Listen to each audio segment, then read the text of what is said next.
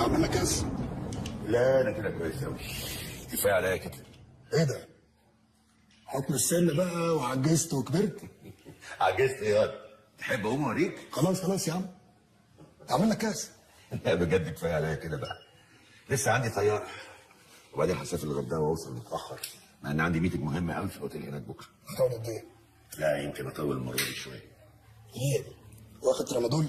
استظرف ولا ايه؟ طب هتقعد قد ايه؟ يعني حوالي اسبوعين ثلاثه. عايز ابتدي اركز في شغلي بقى، وعايز اخلص حكايه الارض بتاعت سفاجه دي. كمان عايز اقعد امخمخ في الموضوع اللي احنا داخلين فيه. دي عمليه كبيره قوي قوي يا ادهم، وانا قلقان منها. عشان كده انا مش شايف اي زوم اللي انت عاوز تعمله النهارده ده. ليه؟ الحكومه بقت مفتحه عينيها عليا قوي يا ادهم. عشان كده انا مش شايف اي سبب ان احنا نغامر بعمليه صغيره زي دي. $1,000,000 صغيره؟ ده في ناس بتقعد تستنى طول عمرها عشان عمليه زي دي. سافر يا عزام بيه، ما تقلقش.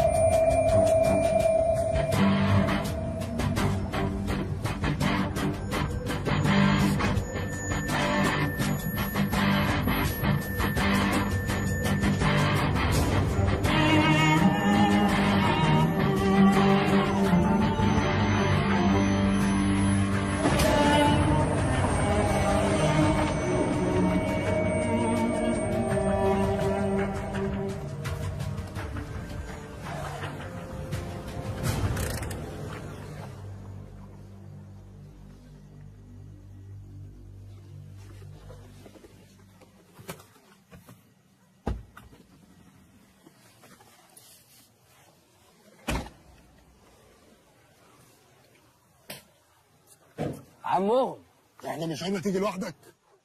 معلش يا ابو ادم، ده السواق بتاعي مش حد غريب. اصل عربيتي الجديده في 9 عادي، وانت عارفني بقى انا في السواقه مش قوي. طب فين الفلوس؟ في العربيه. ما تخلص يالا. ايه؟ اهدى يا عم.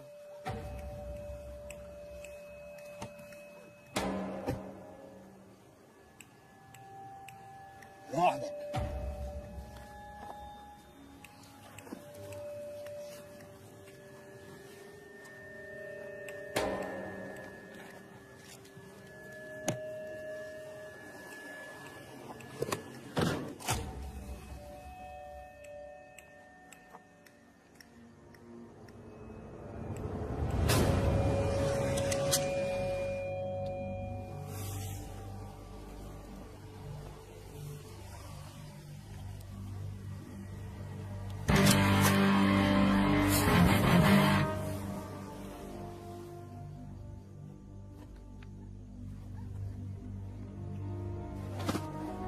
الكاميرا الخفيه. عاوز تذيع قول زيع، مش عاوز هنذيع. بتضحك؟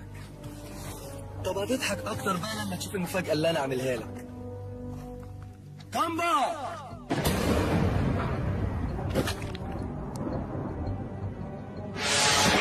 حبيبك اصل اخوك كان بقى اول لما عرف اني جاي اقابلك شبت يجي معاك، قعد يحلفني طول الطريق محدش يخلص عليك غيري. معلش، اصل الواد شايل منك قوي من ساعه ما شايلته في وشي، وانا بقى العربيه دي تخصني، اصلها اوتوماتيك.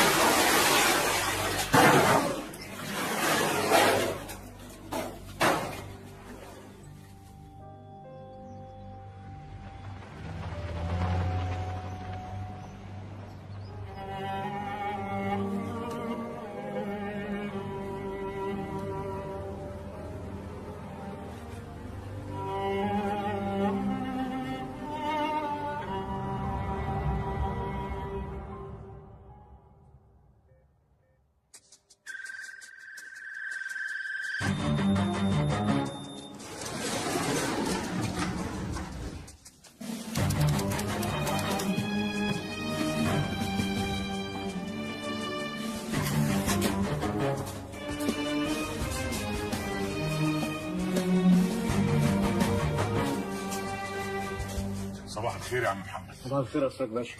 اللي هو بشير منتظر حضرتك في مكتبه. حاضر، قول له انا جاي له على طول. صباح الخير يا فندم. صباح النور، اهلا سراج.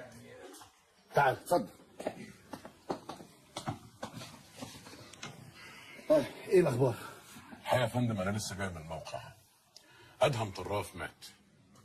طيب كويس، اعتقد ان كده اهم دراع عند عزام انكسر، وده اكيد هيسهل مأموريته. بالعكس، بعد اذن سيادتك انا شايف ان ده ممكن يقلق عزام، خصوصا ان كل تحرياتنا بتقول انه بيصفي كل اعماله وشركاته في مصر. طب انت بتفكر في ايه؟ انا شايف يا فندم ان احنا لازم نستغل اللي حصل ده لمصلحتنا. علشان كده انا عتمت على الخبر لغايه ما نشوف هنعمل ايه. في الفتره دي انا هجمع كل المعلومات اللازمه عن عزام ابو الفضل. لا لا عزام انا زعلان منك، كانش عشم يا راجل. يا مراد الارض دي احنا اتكلمنا عليها من 5 شهور، دلوقتي ثمنها زاد الدبل على الاقل، وانا جالي فعلا عروض بكده. وبعدين تعالى هنا، انت لو كنت مكاني كنت هتبيعها بسعر اقل عشان خاطر العشم يعني؟ حاجه غريبه والله.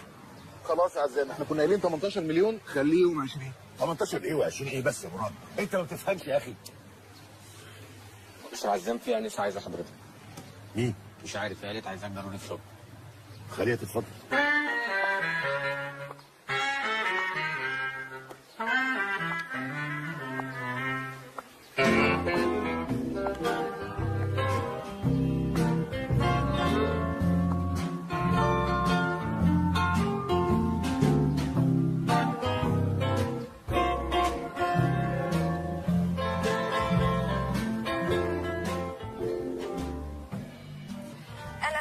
الدسوري مديرة أعمال مسيو جاسم.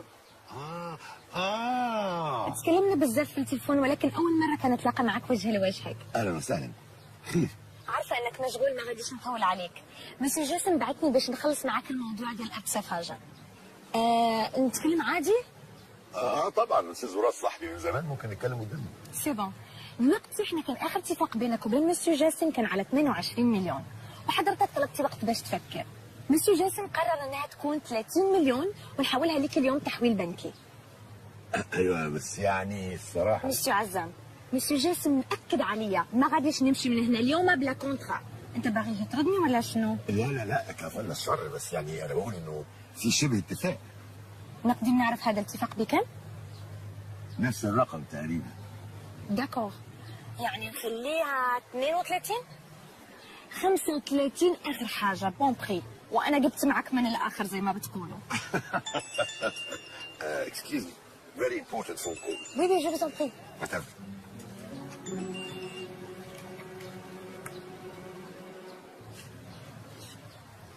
طيب اقفل هي بتطلبني دلوقتي.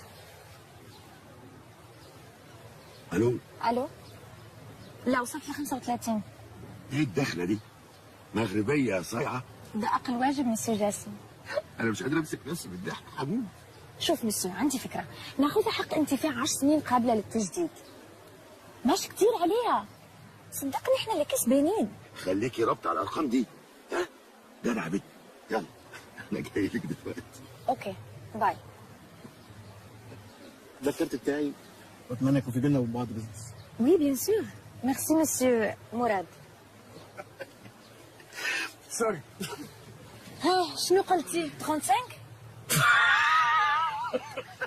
عندي حل يرضي الطرفين، ناخذ حق انتفاع. سوري قطع كلامك، بس هو مفيش حل تاني. عزام بيه بس مخرج يقول لك ان هو خلاص بقى. الكلام هذا بصح؟ صح.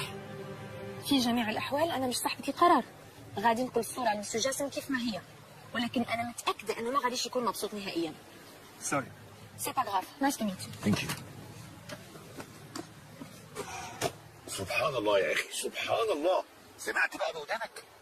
طب 25 ويلا اطلعوا. تاني هتقولي 25 يا انسه؟ طب 30 بقى وخلصني. مراتك عندي بخساره، بس هقول لك ايه، صاحبي.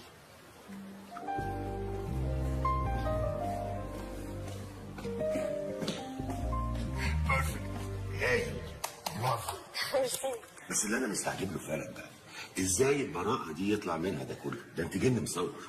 حضرتك عارف ان انا ممكن اعمل اي حاجه عشان الشغل، وبعدين حرام بصراحه صفقه زي دي كانت تروح بالمبلغ اللي هو عايزه ده، وانا عارفه ان لو كان ضغط على حضرتك كنت هتوافق. بس بيني وبينك انا اتكيفت قوي من حكايه المغربيه دي. ده اقل واجب مسيو جاسم. طيب انا همشي بقى. طب بقول لك ايه، استني نتعشى مع بعض. مش هينفع والله، انا كنت جايه بس سلام على حضرتك قبل ما اسافر، وهكلمك اول ما اوصل مكتب القاهره. اوكي. ايه ده؟ ده مراد بيتصل. طب ردي عشان خاطري ردي. مسيو مراد، كنت حاسه انك هتكلمني اليوم. وي وي بيان سور. تم العثور على جثة أدهم أمس في 8 صباحا.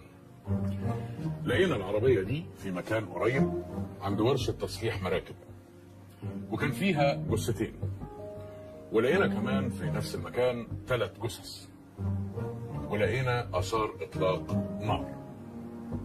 واضح إن ده كان مكان التسليم، وواضح كمان إن الصفقة باظت، لأن إحنا لقينا شنطتين. الشنطة الأولى كان فيها المخدرات، الشنطة الثانية كان فيها $1,000,000. الحقيقة خلاص اطفي يا ابني، خلاص. الحقيقة أنا فضلت مطبق من ساعتها، بحاول أفكر إزاي نقدر نستغل حادثة موت أدهم لمصلحتنا، لغاية ما توصلت الفكرة، وهي إن إحنا نلاقي شخص شبه أدهم بالظبط، نزرعه في وسط كيان عزام يبقى عميل لينا، وبكده نقدر نقبض على عزام أبو الفضل متلبس. معلش يا فندم، انا عندي سؤال. أمر. هو حضرتك كنت مطبق على القضيه ولا على عربيه الفيلم؟ نعم. اصل يا فندم الفكره اللي انت بتقولها دي اتهرست في 300 فيلم عربي قبل كده، من ايام نجيب الريحاني، سلامه في خير، وسي عمر لغايه كتكوت.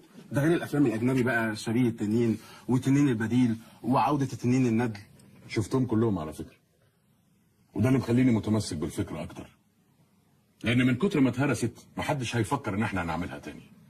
وده اللي خلاني اسمي المهمه لا تراجع ولا استسلام، بين قوسين القبضه الداميه. انا ما ضيعتش وقت، بعت اجيب اكبر خبير تجميل في العالم علشان يساعدنا في المهمه دي. المهم دلوقتي ان احنا نكثف جهودنا في البحث عن شخص يكون شبه ادهم بالظبط. أنا من البداية يا غربة بتحمل وخلاص كفاية، صعب إن أنا أكمل. أنا من البداية يا غربة بتحمل وخلاص كفاية، صعب إن أنا أكمل. يا حزنقوم يا حزنقوم يا حزنقوم. يا عم كتار، انت بتعمل ايه يا ابني؟ برجع الشريط من الأول عشان زرار الترجيع باظ. طب يلا اجهز بحاجتك كده عشان ننام قربت. بجد والله يا بارك دعاك يا أمه. انت مش ناوي يا ابني تنزل ايطاليا زي زمايلك كده بدل اليونان؟ يا عم دي شباب عوينه وهبل يا عم. ايطاليا ايه؟ اليونان دي بلد الاحلام كلها. انت ما شفتش فيلم النمر الاسود؟ اه شفته، بس اللي كان في المانيا. يا عم لا يا عم، فيلم النمر الاسود بتاع احمد زكي اللي كان طالع فيه ملاكم وبالاماره المدرب بتاعه كان يوناني واسمه كوستا، وكان احمد مظهر اللي مثله باين. ايوه كان يوناني صحيح، بس كان بيتصور في المانيا. قول والله. والله. اسود. ايه في ايه يا ابني؟ امي بعت كل اللي حالتنا وعملت جمعيه وقبضتها الاول عشان تسافرني اليونان، وبعد ده كله يطلع احمد مظهر الماني. طب والنبي يا عم نزل لي المانيا يا عم، يا ريت ابوك يروح يحج. يلا جهز بحاجتك، اليونان قربت اهي. يلا اهي هناك اهي، يلا عشان تنط على البحر وتروح. الله. طب بص يا قطام، بقول لك ايه، انا هاخد حاجتي كلها بس في حاجه مش قادر اخدها. ايه هي؟ في لباس لسه واخده في الميل حالا دلوقتي، خايف اخده معايا لا يكمكم. اللباس ده بقى ايه، امانه في رقبتك ليوم الدين، ماشي؟ يلا هات لي بقى يا عم في ايه يا عم؟ يلا.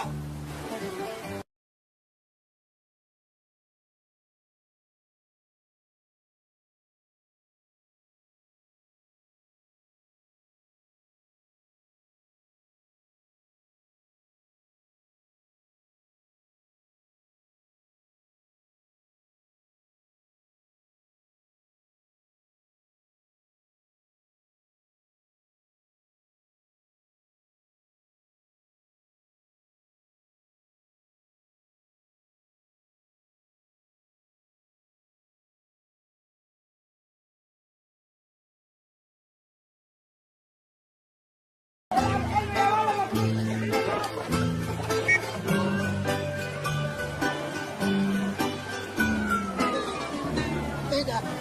هما اليونانيين بقوا سمعنا كده ليه؟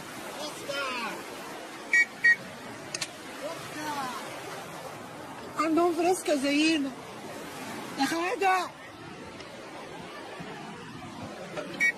فريسكا.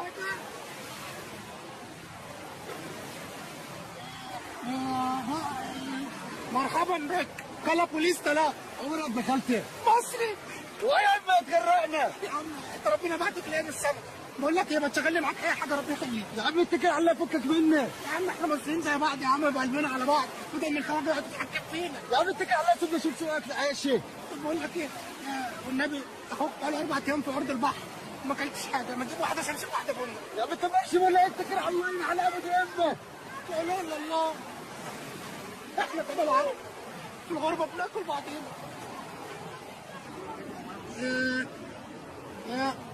انا جائع وليك طاق وليك طاق. عايز ايه انا؟ ايه النسيبه السودا دي؟ امال لو كنت نزلت بلطيق. بقول لك يا حاجه والنبي جعان، لا في نسبه محشي والنبي. لا لا لا لا الله يا وليه، بقول لك جعان عايز صباع محشي. خلي عند اهلك دم. اهل مصر يا فتح الجواز عليه الادب. يا لهوي يا لهوي.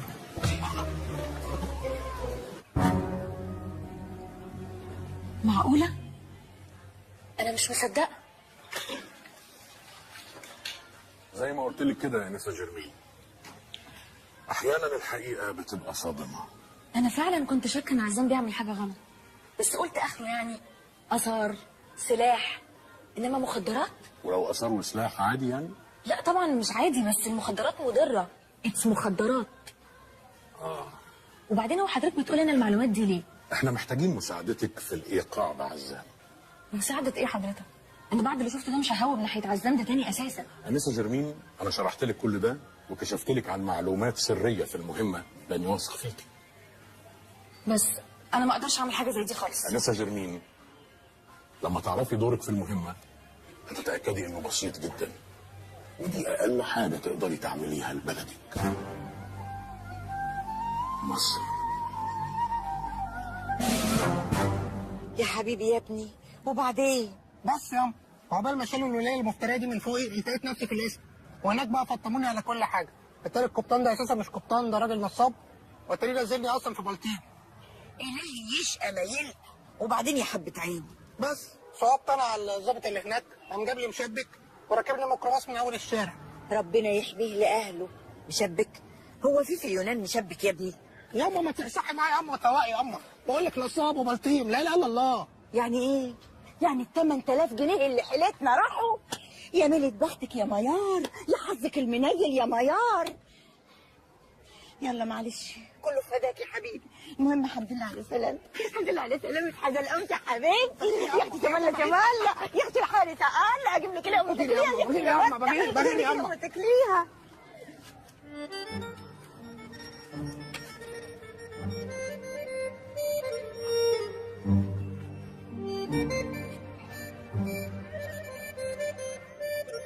قالوا لي ياما هو انت ليه سبتي الشقه تحت وطلعتي العيشه فوق؟ عاجبك كده؟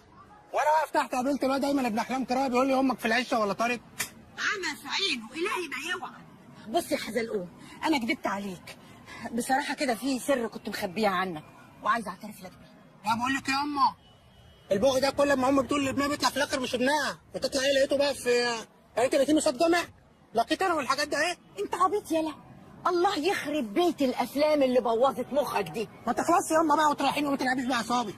بصراحه بقى انا ما دخلتش جمعيه ولا حاجه، انا جبت لك ال 8000 جنيه دول خلو ورجل من صاحب البيت، سبت له الشقه واجرت العشه دي. ده اسمه كلام يما؟ هو انت عشان تسفريني تقومي ترمي نفسك في الشارع؟ والله يا ابني لو كان بايدي اعمل لك اكتر من كده انا كنت عملت، لكن انت عارف اللي فيها، اورثناش من اهالينا غير الضغط والسكر والمرار. يا يما حبك وحشني قوي يا يما. تعرفي يا يما الكام يوم اللي فاتوا دول عدوا عليا كأنهم سنه. ما تخافيش يا يما، وحق رميتك في العشه دي ما اسكت. انا عارف مين اللي هيجيب لنا حقنا. ضيفي النهارده حاله غريبه نتاج محاوله جديده من محاولات الهجره غير الشرعيه. اهلا بيك استاذ حزلقوم. حزلقوم على بعضيها بقى حزلقوم. معلش اعذرني الاسم غريب شويه، فقبل ما ندخل في الموضوع يا ريتك تقول لي يعني ايه حزلقوم؟ بسم الله الرحمن الرحيم. هي تكاثرت الاقاويل في المنطقه ده ايه؟ يعني وانا عيل صغير في المدرسه كانت العيال بتقول لي ايه ان حزلقوم ده اسم اله المشمش عند الفراعين. بس طبعا طلعوا العيال بتشتغلي وبتاع عشان شعري برتقاني، وانا صغير كان برتقاني اكتر من كده كمان. ولما كبرت شويه اللي حسمني الموضوع ده اهو واد جاري اسمه ايمن بن احلام كراويه. الواد ده فتح سايبر وبرنا. قال لي ان شعراء الجاهليه بيطلقوا الاسم ده على بيض الصبيط. بيض الصبيط. طيب بص، ما علينا من الموضوع ده، احكي لي استاذ حزلقوم انت حصل معاك ايه بالظبط؟ والله يا باشا هو في راجل اسمه القبطان. هنا في الاخر لا قبطان ولا حاجه. الراجل ده خد مني من مجموعه شباب كل واحد 8000 جنيه على اساس انه هيسفرنا بقى بره وكده. وقعدنا 4 ايام في ارض البحر لا اكل ولا ميه. 4 ايام؟ والنعمه الشريفه دي على عينيا يا باشا. صادق بس بصراحه يعني ده شيء لا يتحمله بشر. ولا بني ادمين يا باشا، ولا بني ادمين. بعدين قال لي ايه؟ قال لي بص تعالى يا حزلقوم يقولوا لنا ايه؟ نط اهو من الحبه ده اهو. نطيت لقيت نفسي في بلطيم. في بلطيم؟ طب ما نزلوكوا في مارينا احسن. يا استاذ معتز بقى ما يصحش. معلش لا معلش. لا معلش، انت حبيبي يا حزلقوم. وانت برنس. المركب اللي انتوا كنتوا عليها دي ممكن يبقى فيها مثلا علامه مميزه عشان نساعد في عمليات البحث؟ لو عايز علامه مميزه هو حضرتك في لا مؤاخذه الباس انا كنت اصلي بغسل على سطح المركبه. يا عم انت على الهوا. ربنا يخليك يا باشا. كان قلت نكمل ايه؟ لا مش هينفع كده، هناخد فاصل ونرجع تاني. انسه اشجان، لو سمحتي عايزك تترجمي الكلام اللي هقوله ده حرفيا لسياده الخبير. اوكي. عاوزك تقولي له ان بعد المجهود الخرافي والشاق اخيرا قدرت اتوصل الى اكتر 5 اشخاص شبه ادهم. انا هعرضهم عليه دلوقتي واخليه يشوف صورها. بيكيت شارنا وريجارد لا وانت تشوز منهم. اوكي. خلاص؟ امال حضرتك فاكر ايه يعني؟ بسم الله ما شاء الله. شغل يا ابني.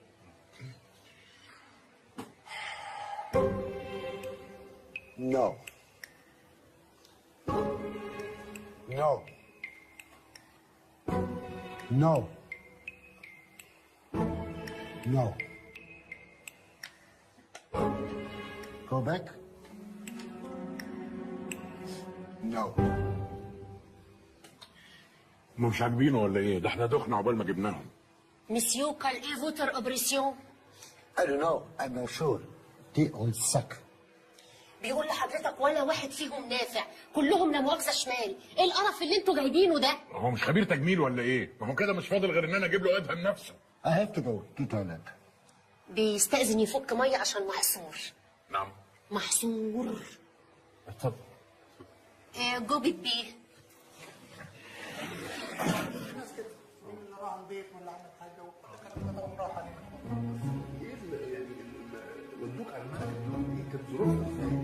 وبعدين يا حسام؟ والله بقى يا فندم الراجل ده شكله لا جامد ولا حاجه. لا اسألني انا، وانا بلوك معاه عرفت ان هو اللي عامل مكياج فيلم مملكة الخواتم. Yes, yes, I found him. Guys, come on. Come on, I found him. This is وقعدنا كلنا وعملنا البحر طحينه. واخدنا خازوق احنا بقى. ايوه بس ده مش شبهه خالص. مسؤولين كتير بيتابعونا وانا عايزك تستغل الفرصه دي علشان توجه كلمه للساده المسؤولين. تقول لهم ايه؟ بقول لهم انا من مكاني هذا عايزك تقدم ببلاغ للسيد النائب العام ضد كل من وزير الخارجيه ورئيس الوزراء ورئيس مجلس الشعب ومين كمان ومحافظ بلطيم. بقول لهم يا حكومه من الاخر كده حق الست الغلبانه ده اهي اللي هي امي في رقبتك انت يا حكومه، ماشي؟ انا متعاطف معاك على فكره جدا. ما حاجه تعصب يا استاذ معتز، ما ينفعش الكلام ده. اعصابك هدي اعصابك. انت بتعمل ايه؟ ممنوع السجاير هنا، ممنوع يا حبيبي، ممنوع. اطفيها. بعد اذنك يا نسا اشجان اساليه كده اذا كان متاكد من اللي هو بيقوله ده. This boy is real؟ Yes. His bone structure is perfect. بيقول لك جمجمته لوز اللوز والشاسيه بتاعها حنين، هتطبع معانا على اي قالب وبسرعه. لا بعد اذنك قولي له احنا محتاجين حد محل ثقه، مش فكره لوز اللوز وخلاص. ما ينفعش، احنا محتاجين حد محل ثقه. No. This is my condition. يقول لك ماليش فيه.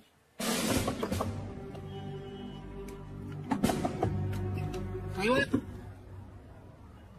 استاذ حزلقوم؟ على حسب يعني. مين حضرتك؟ انا نقيم اكرم عبد الوهاب. حكومه؟ وكمان يا باشا قلت رايي في البرنامج بصراحه يعني. تقبض عليا ومعتقل وكلاب ويلف وكهرباء والحاجات دي. اتفضل معانا. برضك؟ اتفضل معانا. ماشي يا باشا. ثانية واحدة. ياما لو حد قرب مني هتذبح امك يا ابن العبيطة. يا اما بوظت الخطة يا اما ما يعرفوش انك امي. هاتوه.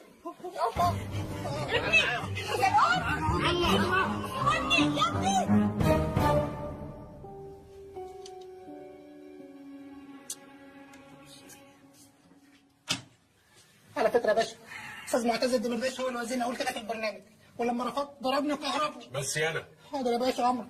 بص يا حلقزوم. لا حزل قوم يا باشا، حزل بعد كده قوم زي قوم يا اف. قوم ايه؟ ايه اف. بص يا بص يا ابني انا اعرف عنك كل حاجه، احلامك، اسرارك، حتى الحاجات اللي انت مخبيها. لا قصدي حضرتك المجله السكسي والحديه تحت المرتبه دي مش بتاعتي، دي بتتوكل معايا في المدرسه الابراهيميه وبعد كده وانا اروح السعوديه. مش ده اللي احنا عايزينك فيه خالص. احنا عايزينك تساعدنا في القبض على اكبر تاجر مخدرات في مصر.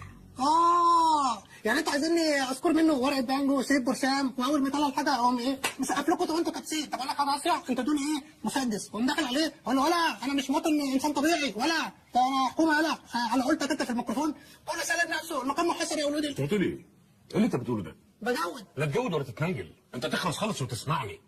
اتفضل. تاجر المخدرات ده اسمه عزام ابو الفضل. دراعه اليمين اسمه ادهم. وده الشمال اسمه اشرف. خلاص يا باشا. ادهم ده اتقتل.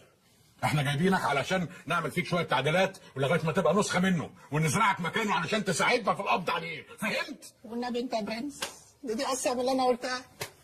ولا نكلف نفسي ده ولا نجيب ميكروفون ولا نجهز مخدرات. اصل يا باشا. يعني مستعد؟ طبعا مستعد يا عم، ده حوار سهل يا عم، اي عيل سيس ممكن يعمله. انا كنت مفكر يعني انتوا عايزيني افجر لكم سفاره، اولع لكم في حاره، اذبح لكم وزاره. تفجر ايه يا ابني وتولع ايه؟ هو الموضوع سهل. عزام ابو الفضل ده من اخطر الناس في مصر. خطر يعني؟ طبعا. يعني اكتر من غسان مطر؟ غسان مطر مين يا ابني؟ لا لا لا الله، في ايه يا عم؟ استغفر الله يا ابني، انا بكلمك في راجل بيهدد امن البلد، فاهمني؟ حار اسود. بس ده موضوع كبير قوي يا باشا. شفت بقى؟ طب عدم لا مؤاخذه يعني، هو الموضوع ده هنعمله حبي ولله في الوطن ولا في مصلحه؟ هنديك مكافأة مالية. طب بص يا باشا، انا هاخد بالصلاه على النبي كده شاكب راكب مواصلاتي باريزه 10000 جنيه واخدهم دلوقتي. هم 9000 جنيه بس وبعد ما المهمة ما تخلص. طب لسه البلد نصين يا برنس. انا في الوكالة فاتح لك بقى بتنقي منها. يا عم الكلام مخبوط يا عم. هم 9000 بس، مفيش جنيه زيادة هيخرج من خزنة الوزارة. قلت ايه؟ اشتريت يا عم. وتعمل حسابك هتقعد معانا فترة طويلة، مش عايز مخلوق يعرف انت بتعمل ايه، حتى امك. بس دي امي يا باشا، ما ينفعش اقول لها ايه رايح فين منين. تقول لها اي حاجة بقى، تقول لها بشتغل غطاس مجاري. ايه ده؟ جبتها ازاي دي يا باشا؟ اللهم صل على النبي، دماغك دي المظات. شكرا. قبل ما نبتدي في شخص مهم لازم تتعرف عليه. ازيك يا نيسا جرمين؟ الحمد لله. ما تقعد يا ابني. اقعد يا ابني. عدم لا مؤاخذه. الانسه جرمين شغاله مع عزام في شركته. هي دي اكتر واحده هتقدر تفيدك علشان تعرف معلومات اكتر عن عزام وادهم. بسم الله ما شاء الله. ثانية واحدة، هو ده اللي هيبقى مكان أدهم؟ ان شاء الله من غير مقاطعه. بينها هتبقى مهمه زي العسل، وهتبقى فتحه خير ان شاء الله. لا يمكن، ده مش هينفع خالص. لا لا لا لا لا، ما تستهدي بالله يا نيسا، ده حتى قطع عيش وحش، ايه اللي مش هينفعك؟ يا فندم ده مش شبه أدهم أصلا. قلت كده والنعمه قلت كده. الخبير النمساوي اول ما شافه ومن وسط 80 مليون مصري قال لي هو ده وشبط فيه. اكسكيوز مي بقى، ده أكيد راجل مجنون. طب ما فيش حد تاني؟ لا بقى ده نظام تطفيش، ده نظام تطفيش وانا عارفه كويس قوي. تقول لك ما فيش حد تاني، فتمشوني فتجيب لك هي ابن خالتها بقى ولا ابن عمتها وتقول لك خد الواد ده شبهه اكتر وتقعد تتمحلس لك. ما قال لك الخبير اللي بنساوي شابط فيا وقامت. الله على رأي المثل، ابقى راضي وانا فاضي. مالك انت ومالنا فاضي ولا مش فاضي ولا البتاع بيعمل ايه؟ بص يا فندم بيتكلم ازاي؟ ده عزام هتشيل اول ما يفتح بقه. وهي دي بقى مهمتك يا انسه جرمين، انك تخلي حزلقوم ده واسمه حزنبول. حزنبول مين يا اللي تتشك في بطني؟ ولا احترم نفسك، انتوا جايبين له انهي داهيه ده يا فندم؟ ما تتلم يا بنت. بنت؟ بنت و60 بنت. ولا بس يا ما عملت تتريق على اسمها ايه؟ وانت بقى البعيد اسمك ايه؟ جرمين؟ وماله اسمي بقى؟ اسم صايع زيك، لا انت محصله جيهان ولا انت محصله نرمين. بقول لك تصدي ياض وتحترم ذاتك وتقعد بقى. الله ما غلطك. بس اسكت ساكت. انا مش هرد عليك عشان انت حرمه. حرمه؟ ممكن ثاني واحده يا فندم لو سمحت.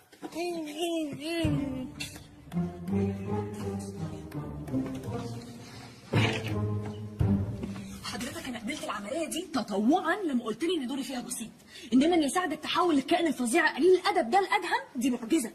انا عارف ان اللي بطلبه منك ده صعب، بس للاسف احنا مزنوقين في الوقت ومحتاجينك. شايف؟ ام سوري. طب عشان خاطر مصر وده جميل مش هنساهولك ابدا، واحنا تحت امرك في اي حاجه، مش محتاجه اي حاجه. انا مره كنت راكبه صف تاني عند سمسمه. نعم. كنت راكبه صف تاني عند سمسمه اللي في شارع الدقي. قطع الشاورما. نزلت اجيب حاجه بسرعه، رجعت الظابط سحب الرخصتين بتوعي. انا عاده ما بعملش كده خالص، لكن لازم تشوفوا كحله المهندسين بقت زحمه جدا، فالناس هتعمل ايه يعني؟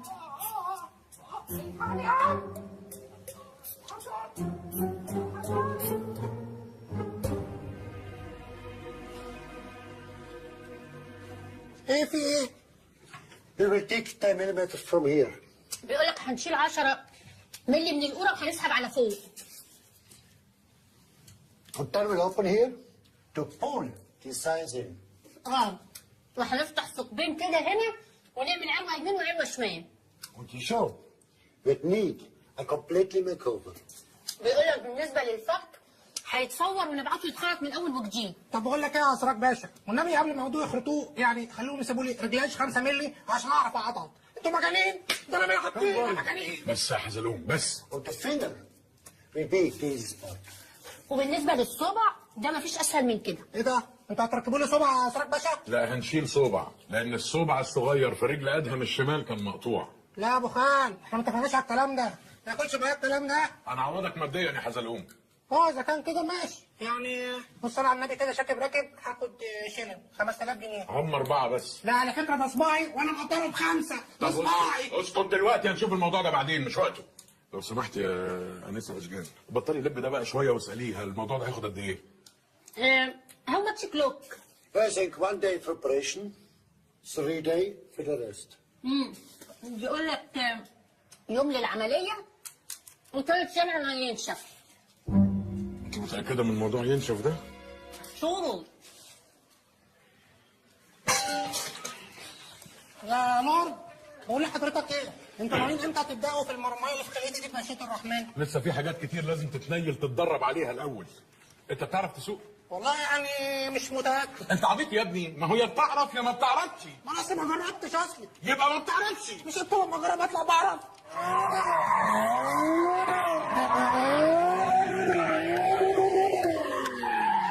يا ابن اللعيبه الواد ده كفاءه يا باشا. مين الواد ده؟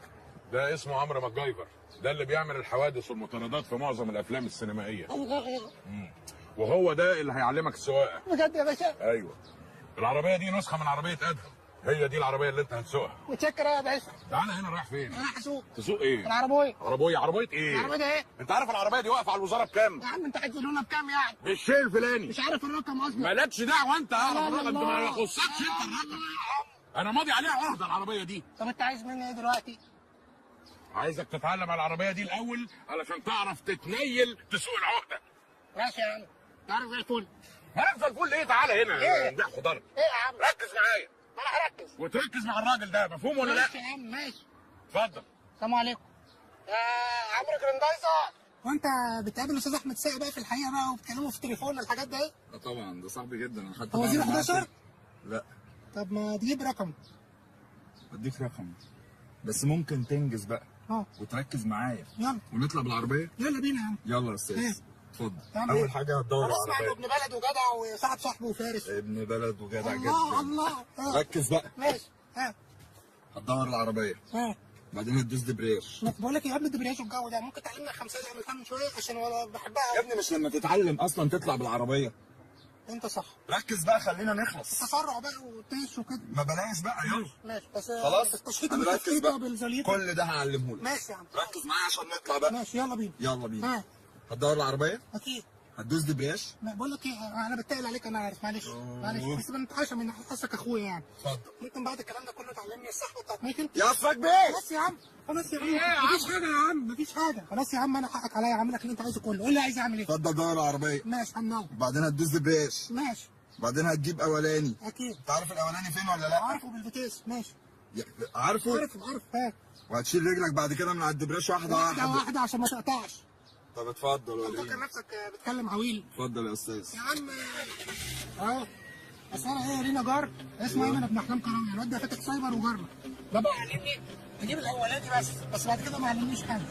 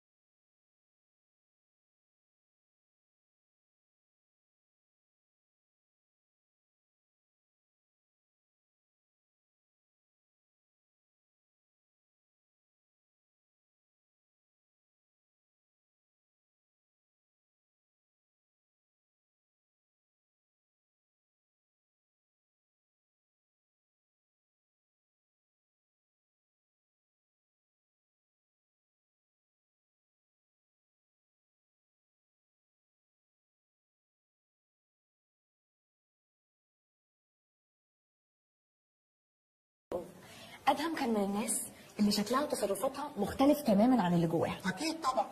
يعني كان على قد ما هو مبين انه هادي كده ومتمالك اعصابه لدرجه البرود، كان لما بيتنرفز بيتحول لوحش. سبحان الله، كانك بتوصفيني انا بالظبط. يعني ان شاء الله. ما علينا. بصي يا حزلقوم، انا ما اعرفش كتير عن تاريخه قبل عزام، لكن كل اللي اقدر اقوله لك ان علاقتي بيه في الشغل. بعد المؤاخذه يعني بمناسبه العلاقه، يعني هو انت وادهم ايه؟ يعني ايه؟ يعني ايه العلاقه؟ فهمت. يعني ايه الحوار؟ هقول لك. يعني كنتوا مقضيينها ازاي سوا؟ اقول لك ممكن. اتفضلي. انا وادهم كان في ما بيننا، بس من ناحيته هو بس مش من ناحيتي انا خالص، يعني زي ما تقول كده مش عارفه اقول لك بالعربي اسمها ايه، فليرتيشن. طالما بلاي ستيشن وفي العلن والناس كلها انت زي الفل يا جرمين، واللي كلامك حط صبعك الكبير في عينيه. لا معلش انت فهمتني غلط. انا قصدي يعني انه كان بالبلدي كده بيحاول يجر نعم معايا. يعني انت رحت له شقته؟ لا رحت له شقته ليه؟ وانا عمركم شديتوا سوا على المقطم؟ ايه اللي هيودينا المقطم؟ يعني عمره ما قال لك يا جرمين تعالى يا سيدي غلبيس على كوبري الساحل وقام مكمل ناحيه مصنع كراسي؟ مصنع كراسي ايه؟ احنا كنا بنخرج عادي في اماكن عامه يعني مع ناس. ولعلمك بقى انا بجاوب على اسئلتك دي بس عشان طبيعتي المهمه مش اكتر. ويعني انا اللي بسالك عشان طبيعتي المهمه مش اكتر. انت ممكن تركز معايا؟ اتفضلي. ادهم زي ما قلت لك. معلش اخر حاجه. بما اننا لوحدينا يعني ومفيش حد سمعنا. انت عايز ايه؟ لا لا انت كده سيبني مصيبه، مفيش حاجه يا عم انت وهو، مفيش حاجه اتفضل. كنت هقول بس كنت عايز اعمل مكالمه من تليفونك لامي عشان سراج باشا محرج عليا ما اكلمهاش. اوكي بس لازم دلوقتي حالا يعني؟ ولو ما كلمتهاش هجرى لها حاجه. الست دي اصلها وحدانيه وما حلتهاش حد تاني في الدنيا غير انا. يا حرام. انت حظيتي يا جرمين وانا بقول لك تسع اتوبيس. انا قصدي حرام كيوت يعني، صعبان عليا. هي حاله يصعب على الكافر الصراحه. انا عايز اقول لك ان الست دي ضحت بمستقبلها الفني عشان خاطر تربيني. فني؟ هي كانت بتشتغل ايه؟ مطربه. بجد؟ كانت بتغني ايه؟ عارفه غنوه كل البنات بتحبك؟ دي بتاعت حسام حسني على فكره. وانا قلت لك هي اللي بتغنيها. استاذ حسام حسني كان بيقول ايه؟ كل البنات بتحبك، كل البنات حلوين. في بقى بنات بترد تقول مين وده؟ دول مش بنات، دول امي بس مكررين صوتهم. وهي كمان كانت بتزغرط على الاستاذ محمد ثروت في حفلاتنا التلفزيون. في ايه؟ لا لا الا الله. سوري. تعال نكمل. انا ماشي. يلا يا بخت. تقاريرك كلها زي الزفت، وعزام قرب يجي من السفر، ولازم تتنيل تعمل عمليه التجميل بكره. مفيش قدامي غير ان انا اعتمد عليك. وازاي بقى هعتمد عليك مش عارف. شكلك هتودينا في داهيه. يا باشا انت ليه مفكر كده؟ احنا لا مؤاخذه الحديد بولي واحنا لمبولينا. نعم. يعني احنا اجمد من الحديد. يا ابني في بقك بقى، بطل الكلام الغريب ده بقى، ما توجعش قلبي. الله يا ابني اعرف قيمه اللي انت بتعمله. عايزك تعرف يا حزلقوم ان اللي انت بتعمله ده علشان مصر. وانا هاجي يا باشا جنب الناس اللي تعبت عشان مصر. الاستاذ احمد عرابي وبطل احمد عبد العزيز ومدام ناديه الجندي. ناديه الجندي؟ انت ما شفتش فيلم يا امراه عايزه تل ابيب؟ دي اتسلخت واتضربت واترمت من فوق الجبل وداس عليها تريلا بالصدفه وكانت محمله رز باين. رز ايه يا ابني حرام، رز ايه بقى؟ استغفر الله العظيم، استغفر الله. ما طولك يا روح. يا ابني اعرف انت داخل على ايه. انت من بكره مش هتشوف نفسك تاني. من بكره انت قد.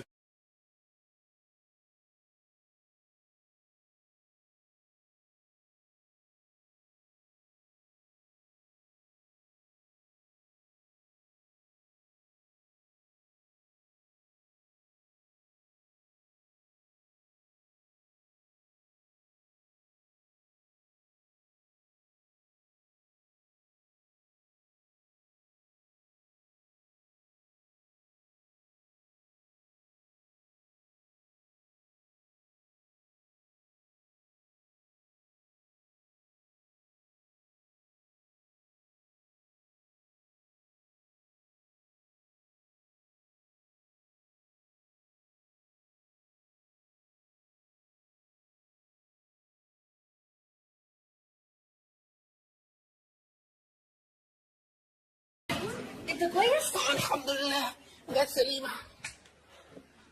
So basework safari is a piece of art. بيقول لك ربنا يجعل ادمه خير عليك وتدوبه في عرق العافيه. الله يعافيك.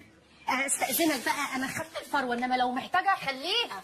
لا حلال عليك يا انسه اشجان، انت تعبتي معانا. اتفضلي. طيب نستأذن احنا بقى. سلام. يلا بينا يا ميشو. يلا بينا يا سوسو. يلا بينا. انا مش مصدقه عينيا، ده كانه ادهم. اوعى ايديك كده تبصمي. ايه ده؟ بس هتعملوا ايه في صوته ده؟ كده عزام هيفقسوا. لا لا لا الله، انت تاني؟ انت مش عايزه تضيعي المصلحه وخلاص؟ قول لها حاجه اسرك باشا. اكيد تفصيله زي دي ما عدتش عليا. حزلقوم هيقول لعزام ان حنجرته اتصابت اثناء ضرب النار اللي حصل في الصفقه فاثرت على صوته. الله ينور عليك. يا سلام، وحاجه زي دي تدخل عليه عادي؟ انا حسام اللي قال لي كده. ايه يا حسام؟ يا فندم ما هي عدت على ناس كتير وهي ما اتعملت في افلام، هي جت علينا يعني. يا حزلقوم، ده موبايل ادهم ودي سماعه بلوتوث. السماعه دي عارفها عارفها، لما المهمه تبوظ اكبس عليها جامد تيجي انت بقى والحكومه ايه تنقذوني من الاسرار. لما المهمه ايه يا بابا؟ تبوظ. تعال. لا يا باشا. بص يا حبيبي، المهمه دي ما ينفعش تبوظ، لانها لو باظت ما قدامكش غير حل من اتنين: يا اما عزام يقتلك يا اما تفلت منه وتجيلي، وساعتها انا اللي هقتلك. طب ولو فلتت منك؟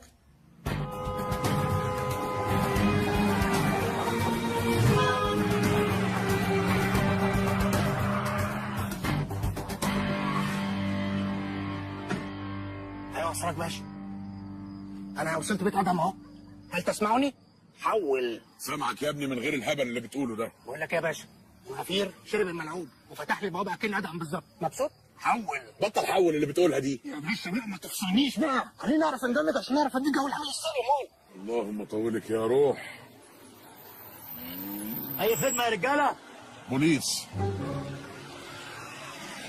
اللهم صل على النبي. فيلا شرحه بس ذوقها بلدي حبتين يا باشا، الا ما في طقم مذهب ولا نيش حتى. يا ابني اخلص، انت جاي تشتري؟ في سلم رخامي وفي ازاز مزنر اللي هو بتاع الحمامات ده، نظام ادم كان بيحب يقعد ملط لوحده في البيت. احنا بنروح في داهيه على فكره، بنروح في داهيه اهو اهو. اللهم صل على النبي. لا شغل فاخر فاخر يعني. ايه ده؟ في ايه؟ الله، كل ده بجد؟ ده اكبر من شركتنا كلها يا باشا. يا ابني اخلص. بقول لك يا باشا، انا هاخد كل الهدوم دي بعد ما اخلص المهمه، ماشي؟ ماشي يا حزلقوم بس اخلص. بقول لك يا باشا، هاخد جلفتين معايا كمان، اصله خشب العين ابوه وصعب تلاقيه في اي مغلق دلوقتي. ايه ده؟ في ايه؟ نهار اسود، ده عنده كنابل يا باشا. بس مش غريب يا باشا ان شاب زي ادهم ده يكون محتفظ بالبرفانات بتاعه وسط الكنابل. حزلقوم، في ايه يا ابني؟ يا حزلقوم رد عليا.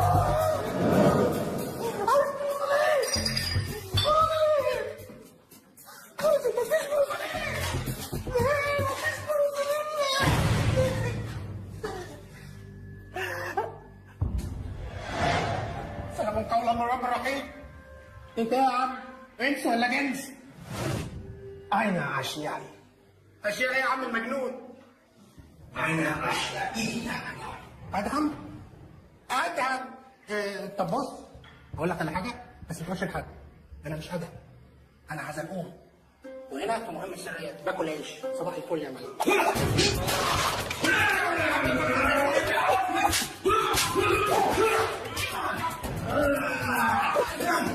انا اشيائي يا عم، اديك اشيائي ارحمني يا ابو زينب.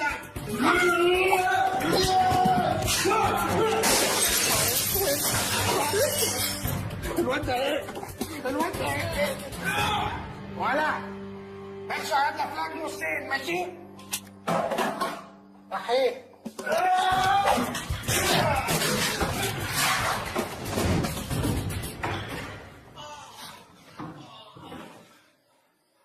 هو الواد ده بيتبخر ولا ايه؟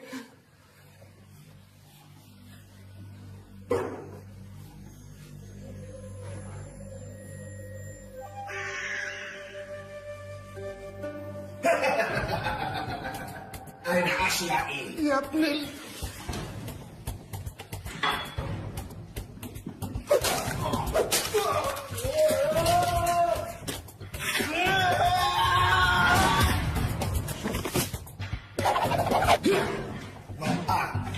أين أشيائي؟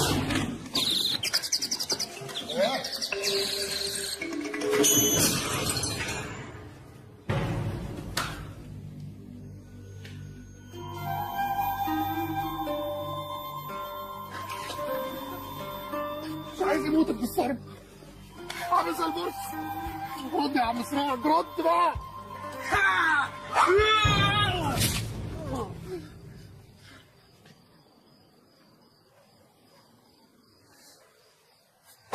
يا عم النينجا.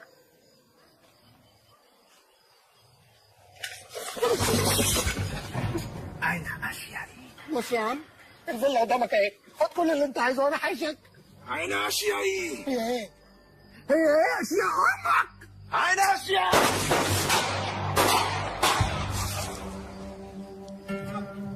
ولكني سأعود.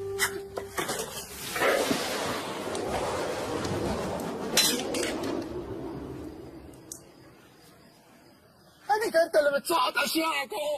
أنت كويس يا حزلقوم؟ يا عم اوعى. في إيه يا ابني؟ في ايه؟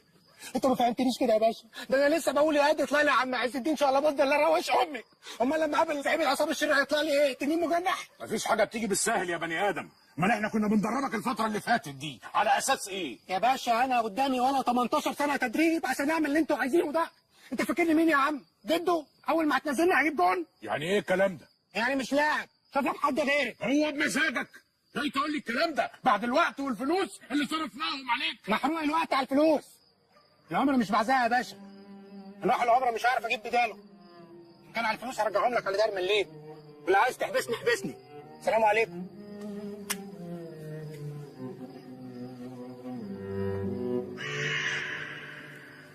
ما تخافش، هيرجع.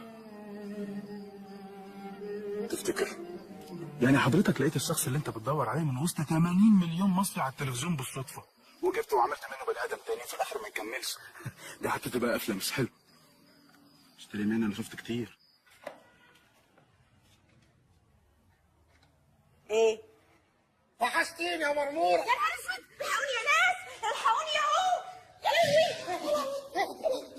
حرام عليك يا ابني، ده انا قد امك، ما يصحش كده. يما انا حزلقوم، يما حزلقوم. حزلقوم ده ايه؟ وايه اللي عمل فيك كده؟ يما دي قصه طويله يما هحكي لك عليها. وحشتيني يا تفضل. لا لا لا، طب اديني امر الاول. اولادي بقى. فاكره يما وانا عيل صغير لما كنت بتحضنيني في قلب الكشك البرتقاني كنت بتغني وتقولي لي يا اصحابي وصحباتي هنا ومحلك سر شوفوا لا مؤاخذه حاجاتي انما ايه بس. حبيب امك يا ابني.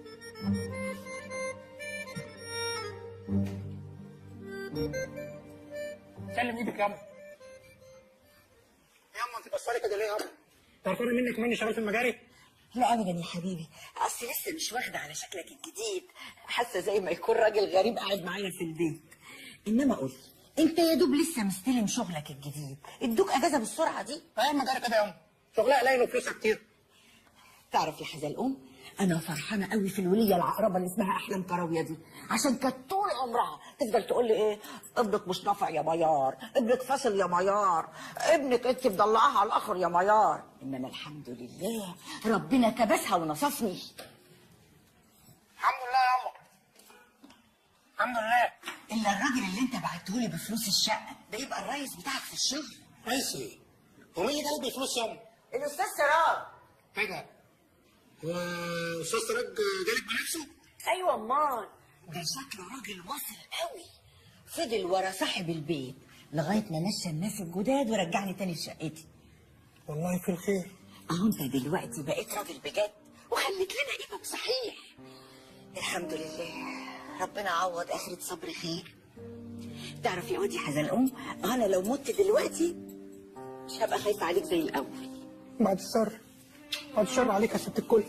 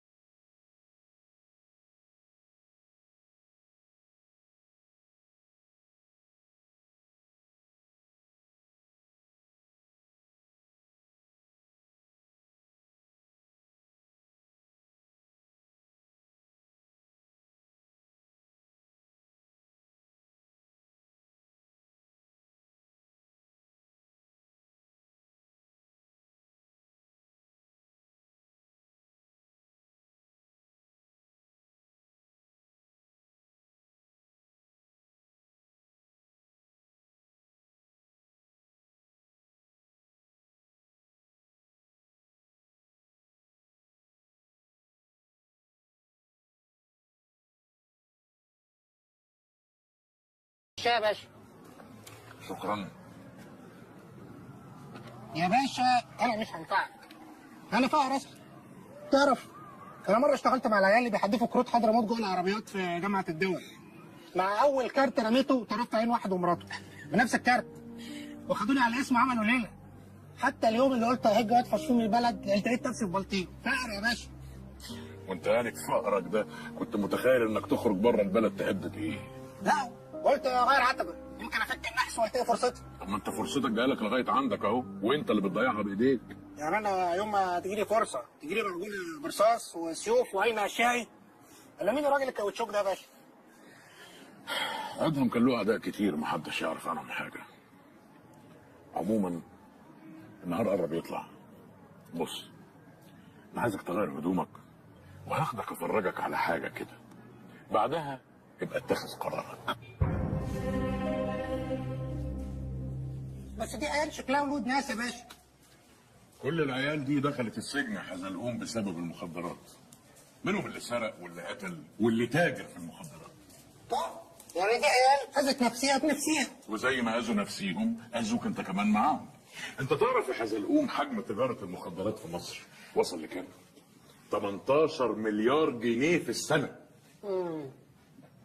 شوف ازاي. هو يعني الفلوس ده ايه؟ لما ناس تبطل المخدرات اخدهم في جيبي انا مثلا؟ لا طبعا، الفلوس دي لو اتصرفت في مكانها الطبيعي هتتخلق فرص عمل، هيبقى في ضرايب، الضرايب دي هتتصرف على اللي زيك انت وامك، هتبقى حياتهم احسن. انتوا كده وهتفضلوا كده. احنا مين ومالنا؟ الحكومه يا بيه. اما انتوا قلنا كلام كبير ومجعلص وابصر ايه وانا ما بنفهمش منكم حاجه. عايزنا نقول لك ايه يعني؟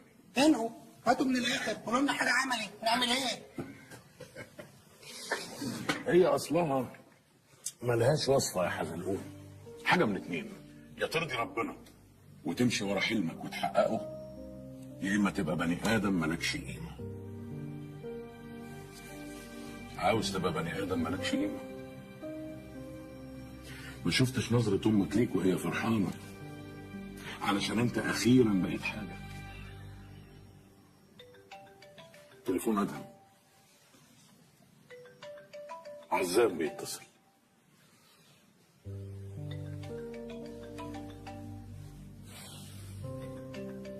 ماشي. يا اخيرا فتحت تليفونك. الحمد لله على السلامه يا وحش. الله يسلمك يا برنس. انت ايه بقى؟ عامل ايه وحشني؟ ايه ده؟ مين معايا؟ انا دراعك اليمين يا مافيا يا كبير يا ايه ده يا عم؟ خفف في وشي. طبعا مافيا، قول له مافيا ما لازم يقفل. طب وايه كده ماما باظت؟ بيتصل تاني، ركز بقى واتكلم عدل. ادهم ادهم. انت صح. ركز. الو. مين معايا؟ انا ادهم يا باشا. ادهم؟ ومال صوتك عامل كده ليه؟ لا ده لا وانا بنجز في الصفقه حضرتك. طلعوا علينا عم الطلبيه بالحزينه. بتقول ايه؟ لا حتى طلعه كبيره قوي في قفايا وطلعت من زوري فانا هربته دلوقتي. طب بشويش بس بشويش يعني مش فاهم منك ولا حاجه. قول له العمليه باظت وغدروا بينا. العمليه باظت وغدروا بينا. انا قلت لك بلاش، انت اللي ما سمعتش كلامي. طب والفلوس؟ قول له الفلوس معايا. الفلوس معايا. وقول له كمان البضاعه معايا. والبضاعه كمان معايا. وقول له ما تاخد تكلمه شيء. برافو عليك. اسمع، انا نازل القاهره كمان شويه، هشوفك بكره في الفيلا عندي. سلام. ماشي سلام. بقول لك ما تديني عنوان كده عشان اعرف اركب منين الصبح. مع كلام؟ نعم اخويا. وحيدك. انا بهزر يا باشا بهزر. طيب مع السلامه دلوقتي. بتسأل عن عنوان هو ده ينفع؟ حرام عليك يا اخي. بعد كده تقول الكلام اللي بقول لك عليه بالظبط. ما تزودش. انا كنت بحط التاتش. تاتش ايه ونيلة ايه؟ تاتش ايه ونيلة ايه؟ هتشيلني؟ اتفضل اتفضل قوم جهز نفسك. ساتر.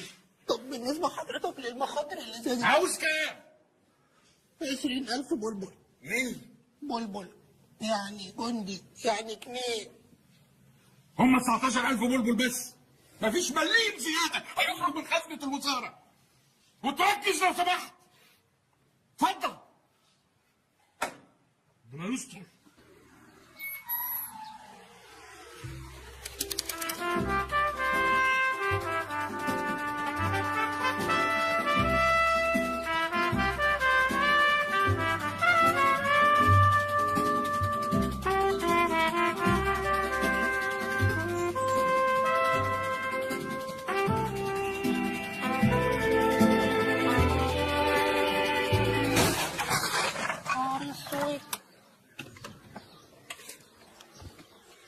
يا باشا العطب على النظر. ولا يهمك مسيو ادهم.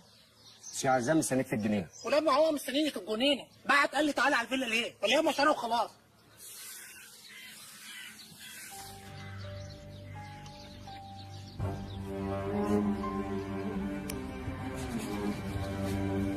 انت مش ادهم. لا مش ادهم. على فكره انا كنت جاي اقول لك. انت ادهم صبري. رجل المستحيل؟ يعني انت كنت بتهزر؟ يا ابن اللذينه وقعت قلبي. انما انت ايه وحشني بقى، اخبارك ايه وعامل ايه؟ ايه يا ابني؟ انت ايه حكايه صوتك دي؟ مش هتروح للدكتور يشوف لك الموضوع ده ولا ايه؟ لا ما انا اصل رحت للدكتور واداني علاج وقال لي خد الادويه الاستحلابيه ده اهي وقعد يستحلب فيها لحد ما صوتها ما تعديها بقى يا ريس. ايه لما انت طلعت ولد صحيح؟ بالرغم انهم غدروا بيك وضربوا عليك رصاص الا انك رجعت بالشنط وفيها الفلوس والبضاعه. مفكر ايه يعني؟ هو ده ادهم اللي انا فعلا تعرفه. هاي. جرمين ازيك يا حبيبتي؟ ازيك يا مستر عزام؟ انا كويس. ازيك يا ادهم؟ الحمد لله على السلامه. ازيك يا جرمين عامله ايه؟ ايه ده انت صوتك تعبان ولا ايه؟ انت تستعبطي؟ ما انت لسه سامع في لا ده انا اصل خدت طلقه في زوريا وانا بهرب المخدرات بتاعتي. ايه بقى؟ شفت؟ مش قلت لك؟ الكلاب دي كانت تتسأل علينا ودي كنت هتروح فيها. يا باشا عمر الشيء باقي. بس ده بيأكد المخاوف اللي كانت موجوده عندي. انا لازم اسيب البلد قريب. والله تبقى ريحت واستريحت يا باشا. بس طبعا بعد العمليه اللي جايه هكون اخر واكبر نقله لينا. يا لهوي. انا اتفقت معاهم على 25 كيلو بيور. يلا على البركه. هتكون حاجه كده زي ما تقول ماتش اعتزال. ربنا يوفقك يا باشا ويوفق الجميع اللي في الخير بقى. بس انا لازم اشوفك النهارده بالليل. لازم احتفل برجوعك لينا بالسلامه. ايوه كده يا باشا. بلا عمليه بلا كلاب بلا بتاع، خلينا ننبسط ونفرفش. ايه الطعامه دي؟ على النعمه انت راجل عسليه. عسليه؟ اللي هي المسكره المتولة دي. مستر عزام ام سوري احنا كده هنتاخر على الميتنج. طيب انا هطلع البس حالا دلوقتي. هشوفك النهارده بالليل ها؟ اساسي يا برنس. باي باي مستر عزام. ايه اللي انت عملتيه ده؟ ايه اللي دخلك دلوقتي؟ الراجل كان هيقر ويعترف بكل حاجه. انت ايه اللي هببته ده؟ في حد يقول لمستر عزام انت راجل عسليه؟ انت كنت بتصبات علينا يا جرمين؟ طب ايه رايك بقى ان انا اقول لاسراج بيه انك بتبوظي المهمه وخليه يرفدك؟ بص النهارده من فضلك حاول ما تسهرش مع عزام، حاول باي طريقه تهرب من الاحتفال اللي هيحتفلوا بيك ده. ولما يبقى فيها فرفشه وانبساط وهق ومق وشغالين تطلعي لي انت زي البتاع يا ستر عليك وعلى النكدة دي. انت عارف احتفال يعني ايه؟ يعني ايه يا ست جرمين؟ يعني هتقعدوا تشربوا وتسكروا وانت اصلا ضايع وانت فايق، امال لو سكرت هيبقى شكلك ايه؟ هو ده الترب؟ هو ده؟ ده المشكل يعني؟ انا من عبدين يا جرمين. صح. يعني لا خمره ولا نسوان ولا بانجو هيعملوا معايا حاجه. ايه يا ابني مالك؟ انت سكرت ولا ايه؟ ما تشرب. رايح حبه. بتريح؟ ده بالذمه ده ادهم اللي انا اعرفه؟ انا بص ادهم اهو.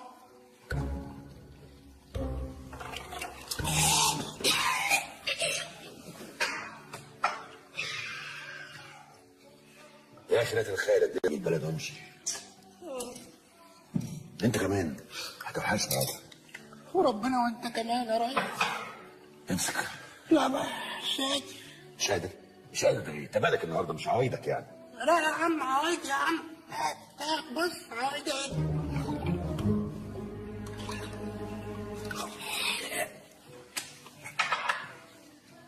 بس تعرف ان في ميزه برضه للي هيحصل ده؟ ان انا اخيرا هقعد مع اولادي شويه. تخيل ان انا بقالي سنه ما شفتهوش. ياه وحشوني قوي يا اخي. كفايه. انا جمعتي قريبه وقلبي رهيب. يلا يا عم اتكل على الله. وات فور ذا روم. يا عم مرور ايه وزفتي ايه يا عم؟ لا انت مش ادهم. يا عم ادهم يا عم. ادهم يا عم الشيطان.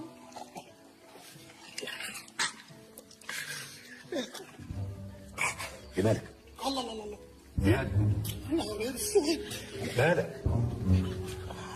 انت كويس؟ تحب اروحك؟ لا هتعرف شو؟ هاخد ميكروباص اللي هو بتاع الجمعيه الكبير.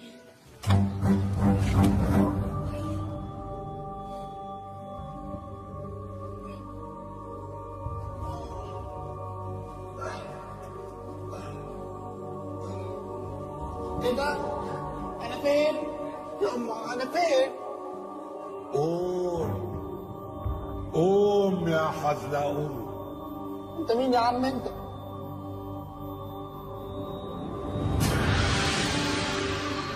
استاذ غسان مطر، ارجوك ما تقتلنيش، ما تموتنيش، ما تخطفنيش، ما تاكلنيش. ما تخافش يا حزلقوم، انا مش جاي اذيك، انا جاي اساعدك.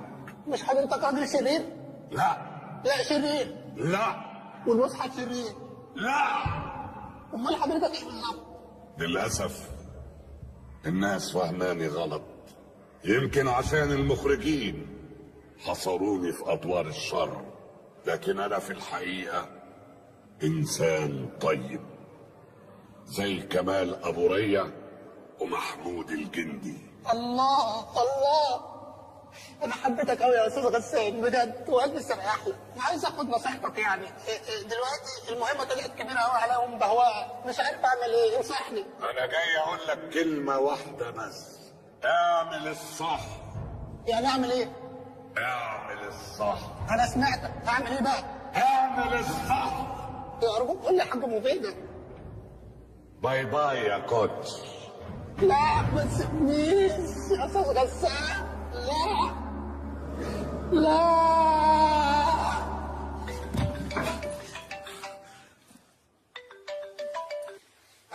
بس استاذ سراج. لا يا عم المصحف فاكرك يا عم، ده انا حتى مسجلك سراج مهمه. ماشي يا عم ادينا. يعني اديني مسافه مشطف كده، اصل نايم بعيد عنك بقميص بوليستر وقاعد ملزق وريحه مكمل. بتزعلي ليه يا عم؟ ماشي يا عم اجيلك. سلام. ايه ده؟ هو انا قابلت استاذ غسان مطر حقيقي؟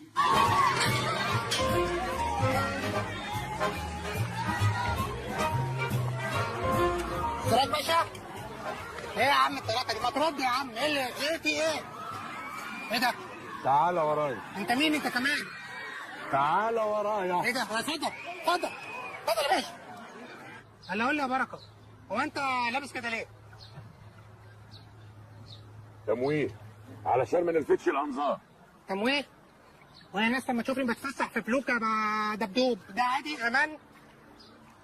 يا ابني بطل غلبه بقى وقول لي اخبار امبارح ايه. انت الراجل ده ابن حلال قوي يا باشا، شكله انسان ممكن من جوه وانتوا ظالمينه. يعني مش طايق يقعد في البلد وعايز يروح يطلع يشوف عياله بره، وحاجه تقطع القلب قوي.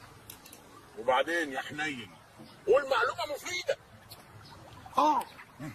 واحنا قاعدين في الجنينه امبارح كحه كحه كحه؟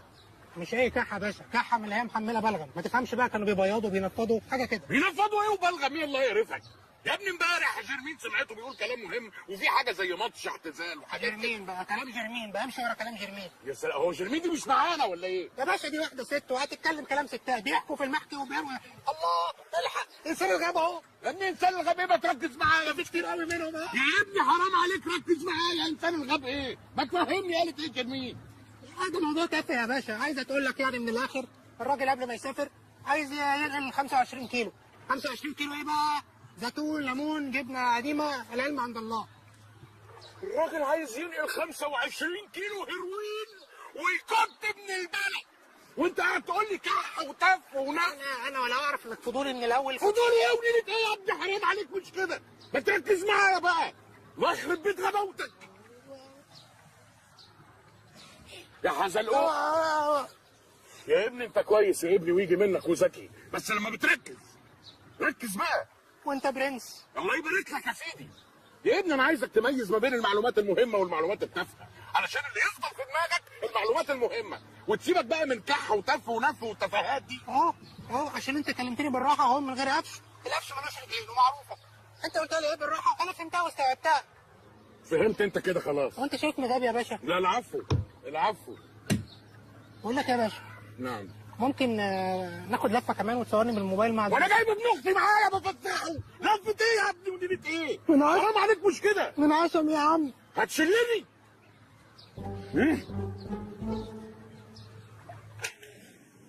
مساء الخير يا برنسيس الكور.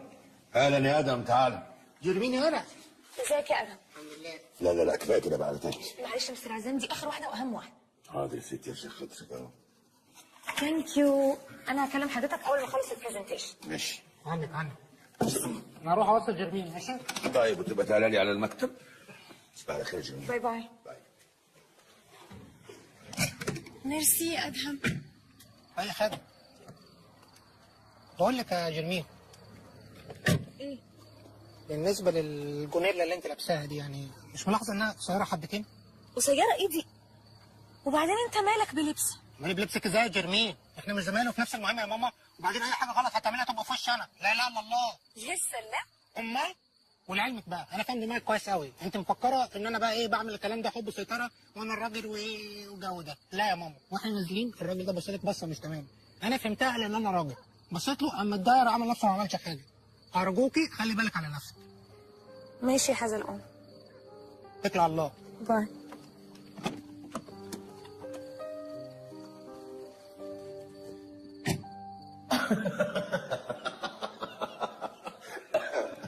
ايه ده؟ تضحك على ايه؟ ضحكني معاك. تعالى بص.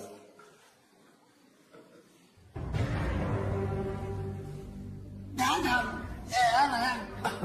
فاكر اليوم ده؟ ده يوم يتنسي يا باشا. ايه ده؟ طب بقول لك ايه؟ هي ايه الكليبات ده ايه؟ شوف يا ادم، انا مفيش صفقه عملتها ولا رشوه دفعتها من غير ما اكون سجلتها صوت وصوره، عشان لو وقعت ما اقعدش لوحدي. طب وانت الحاجات دي صورتها ازاي يا باشا؟ بسيطه بجد. يا عم ده قلم يا عم. ايوه قلم، بس ده سلكت كاميرا. سيب بقى تطلع حاجات كتير قوي وفين دول. الله. طب بقول لك ايه يا باشا؟ الاقيش عندك مقاطع بلوتوث ساخنه؟ يا فندم؟ طب فيلم احاسيس؟ فيلم احاسيس ايه وبلوتوث سخينه ايه؟ المهم هتلبس ايه بكره بالليل؟ ايه يا عم عايز ايه يا عم؟ بكره بالليل في الحفله 31 اكتوبر هالوين. تعيش وتفتكر يا باشا. يعني سبحان الله الزمن بيجري. يعني بص رمضان كان لسه واهو.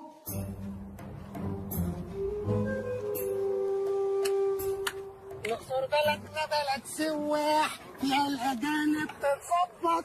الأقصر بلدنا بلد سواح فيها الأجانب تتصوت. الأقصر بلدنا بلد تفاح. يا ابني تفاح ايه والاقصر ايه واحنا في الاهرامات؟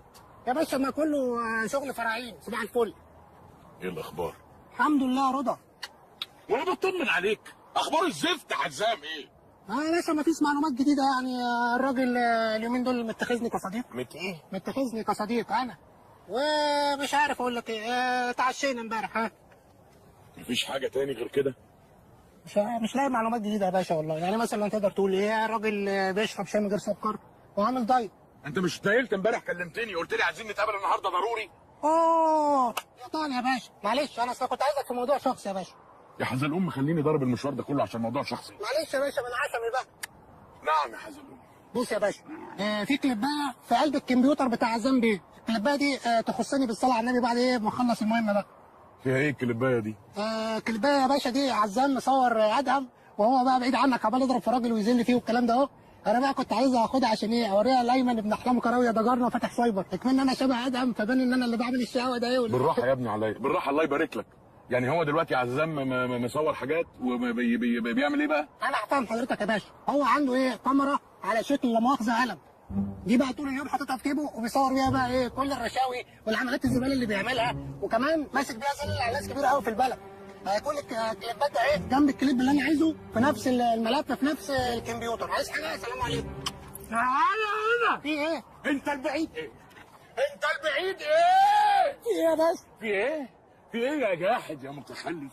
ده انا من صباحة ربنا ببيض على معلومة وانت قاعد تقول لي اتغدينا وشاي وسكر ودايت ومتخذني. هشحتها منك. انت قاعد ما بتقوليش المعلومات دي على طول ليه؟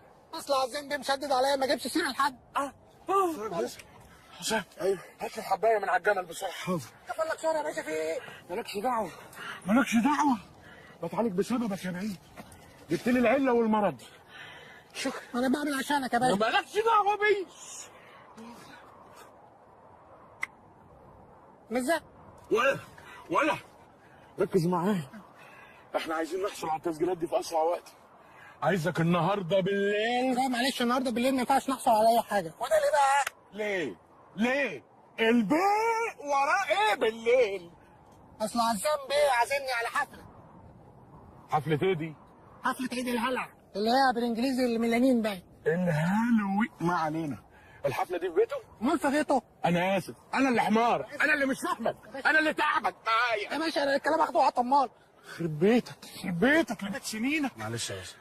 حسام يا باشا، انا جاتني حته دي الفكره. طبعا حضرتك دلوقتي بتفكر وتقول ان دي انسب فرصه لحزلقوم انه يسرق التسجيلات، يعني باعتبار انهم قاعدين في حفله تنكريه فعزام هيبقى مالي في الحفله، فحزلقوم ممكن يدخل مكتب عزام بكل سهوله. حلو حلو، قولها له.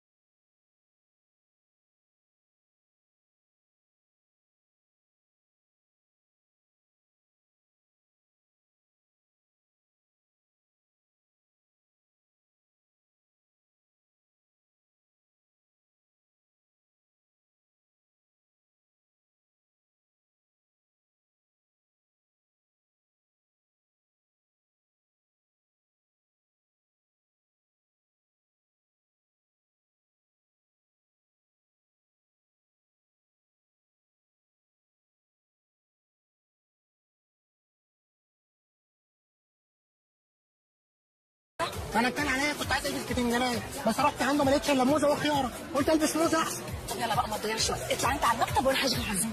يا جميل الدنيا ما طارتش، نقعد كده نستهدى بالله نستفتح البوفيه ناكل لقمه نشرب زمور. هو انت جاي تاكل ولا جاي تشتغل؟ لا والله بقى. طب بص، لو طلعت المكتب وخلصت بسرعه انا هجيب لك كل اللي انت عايزه. بجد والنبي؟ بجد. طب اقول لك ايه؟ بص كده حوالينا، في حد بص علينا؟ لا مفيش فيه. بص خدي لما اغسل الكيسه السمراء ده اهي، حط لي فيها حتتين جاتوه، واحده بالفواكه ماشي وواحده مش بالفواكه، وعايز سندوتشات اللي هي معموله بالريتش باك الطري ده. يلا سلام عليكم. استر يا رب. تفتكر يا حسام حزلقوم هينجح في المهمه دي؟ لا. يا ستار. الو. ايوه يا حزلقوم، انت فين يا ابني؟ انا اسمك باشا، انا في مكتب عزام بيه دلوقتي. طيب افتح الكمبيوتر. انا قاعد الكمبيوتر اهو. افتح الكمبيوتر. انا قاعد الكمبيوتر اهو. يا ابني ما تفتحه.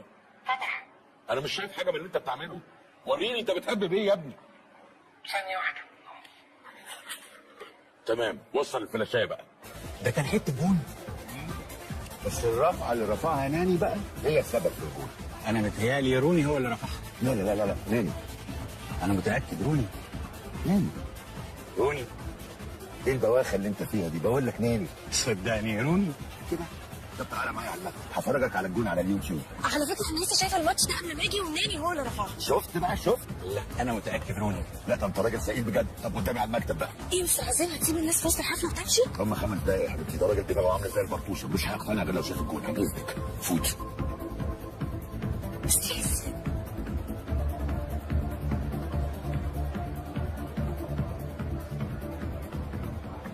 مستر عزام، مستر عزام over here. كل سنة وحضرتك طيب، وكل سنة وكلكم طيبين، وعقبال الهالوين بتاع كل سنة.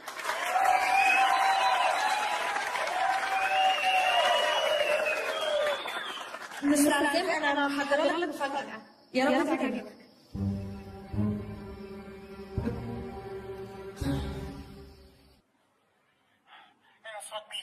وصلت لمؤاخذه الفلاشايه. يا ابني ودي الكاميرا ناحيه الشاشه، خلينا نشوف انت بتهبب ايه. الله لا يسيئك. اهو. افتح بقى الفولدر اللي بتاع الفيديوهات. دوس انتر. بين الزراير يا ابني على اليمين هتلاقيه. يا ابني خد حرام عليك مش كده. يا عم ما تزعليش يا عم. بص ثانيه واحده. انت قصدك الزرار ده اهو؟ اتنيل دوس عليه. وريني كده. بس هو كده بيحمل.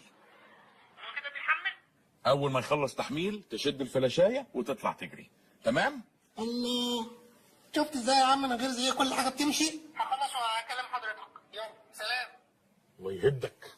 يلا حمل يا عم الكمبيوتر. يا ودي حتى مني يا أهلة البعد، من عطرك اللي حارمني ومزود العناد، سهرني الشوق حياتي الشوق، وغلبت معاك وانت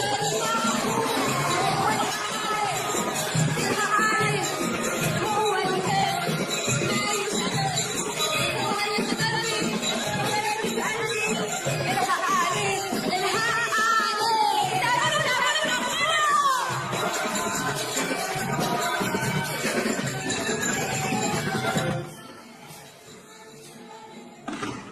المهمات طلعت سهله اهي. امال ايه جو مهمه صعبه ومهمه مستحيله؟ وش تدريبيه وتعاون صباعي. بس على فكره انت شكلك تقلت قوي في الشغل.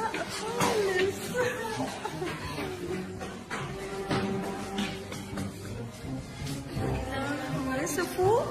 كويس.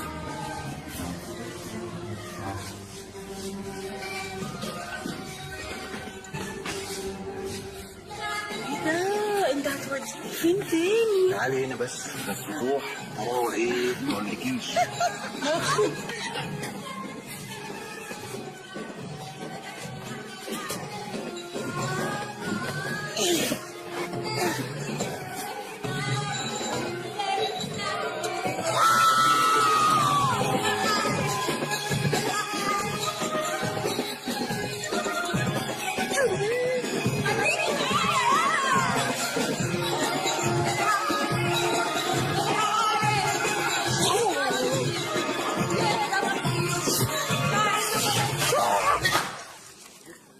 $30,000. قلت لك هم 29,000 بس. طب ما فيش فلاشايه؟ مفيش فلاشايه؟ هو ايه اللي مفيش فلاشايه؟ انت عبيط يالا.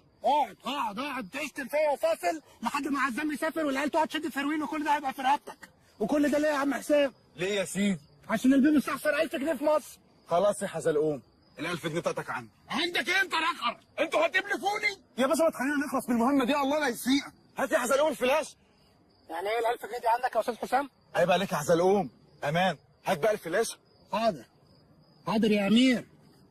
حاضر يا برنس يا ابو الكرم. خلص يالا. حاضر يا ابو وش سمع. حاضر يا. ايه ده؟ راحت فين؟ ايه دي اللي راحت فين؟ ايه يا عم انت بتمدلي في وشك ليه يا عم؟ هو شكل البيع هتلاقيها متزخناه في اي زخموه من زخانين الموزه ده. ايه؟ اتنيل طلعها.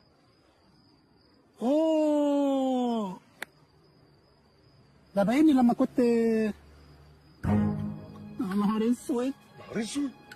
نهار اسود عليك. نهار اسود عليك. فين الفلاشايه؟ مين؟ سيبني عليه. هيشلني. هيشلني. سيبني عليه. يا واد مالك؟ يا انت مالك؟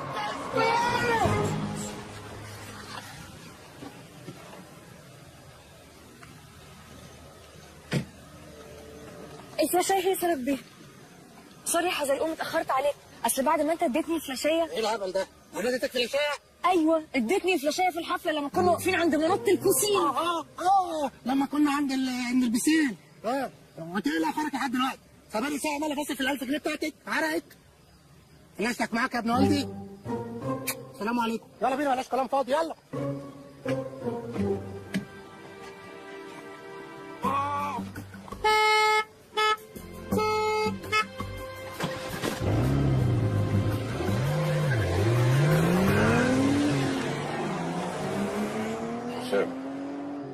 انا شاكك ان الواد حزلقوم ما اداش الفلاشه للبت جرمين على منوط البسين، وجرمين جت لغايه هنا وعملت علينا الفيلم ده علشان تستره قدامنا. خدت بالك لما قرصته في كتفه؟ تفتكر في بينهم حاجه؟ يا بيه ده لولا ان احنا في 2010 كان زمانهم بكره الصبح في مكان من الاثنين، يا اما جروبي يا كازينو على النيل. كويس ان احنا جينا هنا، الدنيا كانت زحمه قوي في جروبي. اظن مش حرمك من حاجه اهو. لا ده كده يعني فل. انا قلت اجي اعزمك على برتقال واجيب لك هديه واكسر عينك عشان تبقى ايه واحده واحده كده ايه قصاد حركه الجدعانه بتاعت امبارح. اللي صحيح يا جرمين انت جبت الفلاشايه ازاي؟ مفيش، انا بعد اللي حصل امبارح في الحفله خفت طبعا لا يكون جرالك حاجه، فدخلت خفت؟ خفت. خفت عليا انا؟ خفت عليك، افرض كان حصل لك حاجه يعني، كانت المهمه مش هتكمل. طب سؤال شخصي كده يا جيرمين عدم لا مؤاخذه يعني واحده بسم الله ما شاء الله يعني جميله ومهذبه زيك ومقرعره ما شاء الله يعني، ايه مفيش حد في حياتك؟ لا كان في زمان كنت مخطوبه بس ما حصلش نصيب. كان بيضربك ويذلك؟ لا كان بيسبلك؟ لا طبعا. ايه الجزمه؟ خانك معاه اصحاب؟ لا خالص، هو كان كويس جدا بس ما كناش متفاهمين يعني، ما اتفقناش، وبعدها ما لقيتش حد ارتاح له بصراحه. بصي الحاجات الصغيره يعني في الاول وفي الاخر اسمه نصيب يعني ممكن تلاقي تمام وابوه عنده مشتل والبنت شغاله في سنترال ومتدينه وكل حاجه وفجاه سبحان الله يعني. طب حزلقوم انا اللي عايزه اسالك سؤال. اتفضل. انت عمر ما كان عندك جو يعني؟ ايوه جو؟ لا مفيش طبعا، اصل حرام. حرام؟ حرام ليه؟ اصل احب في واحده واتجوزها واخلف منها عيل واقوم مطلقها عشان مش عارف اصرف عليها، فتروح تتجوز واحد غني قاعد بقى يعذب في الواد ينصاب سجاير والواد يطلع مجنون وعنده بتاع في رقبته وعليه حرام طبعا. ده ايه الخيال الاوفر ده يا حزلقوم؟ بص انا مش معاك في فكره ربط الحب بالفلوس، اصل اي اتنين ما بينهم علاقه المفروض. مالك ايه؟ اصل انا مستغربه قوي ان انا قاعده بتكلم الكلام ده وانا شايفه قدامي ادهم اللي هو انا عمري ما كنت هتكلم معاه كده. عارف يا حزلقوم ايه اكتر حاجه عجباني فيك؟ ايه؟ انك عندك طموح واصرار، مصمم تنجح لاخر لحظه، مع ان سوري يعني امكانياتك ضعيفه وذكائك محدود. الحمد لله الحمد لله، انا عايز اقول لك من صغري على فكره في المدرسه كل المدرسين بيقولوا لي يا حزلقوم انت ذكائك محدود وعدى كل الحدود. الحمد لله دي نعمه وفضل من ربنا. الحمد لله. انت مين مثلك الاعلى يا حزلقوم غير مامتك؟ انا مثلي الاعلى قول انت الاول. طب انا مثلي الاعلى اوبرا، تعرفها؟ طبعا دي المحطه اللي قبل السادات على طول، ده الطريق اللي هو مش المرج، بس دي زحمه قوي يا جرمين. لا يا حزلقوم، اوبرا دي اشهر وانجح مذيعه في العالم. دي المذيعه الشهيره دي. ايوه بس شفتي متشافه عنها على فكره.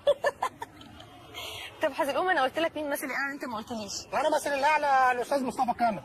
الله، اللي قال لو لم اكن مصريا لوددت ان اكون مصريا. ايوه واللي قال برضك قشطه يابا قشطه قشطه يا عمو قشطه كله قشطه قشطه، هو ده. ومصريا دي كانت في نفس الالبوم. حك عليه. انت طيب قوي يا حزلقوم. ربنا يديم المعروف. جرمين نك الحساب غالي.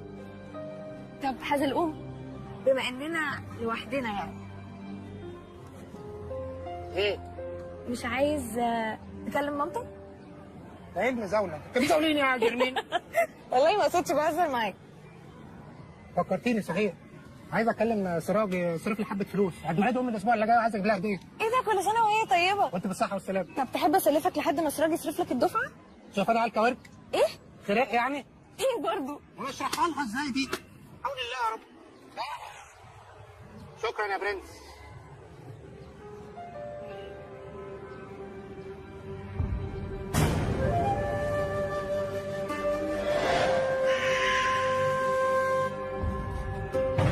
يا ابني انت مش موت يا ابني.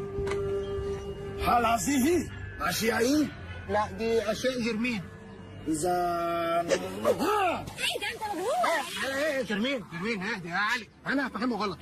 تعالى بس نتكلم انت راجل لراجل بعيد عن الحريم. تعالى بص يا برنس، الدنيا حر مش ناقصه لا تهزيق ولا فرهضه. بعدين ده اول مره اخد فيها مع الحته بتاعتي، خليك انت البقى. ها؟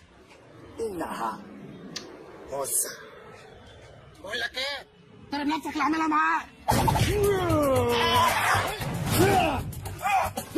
هذا اشيائي. ايه اللي انت بجيب لكش عندي اشياء ونمشي على روحك واغرق قاعد.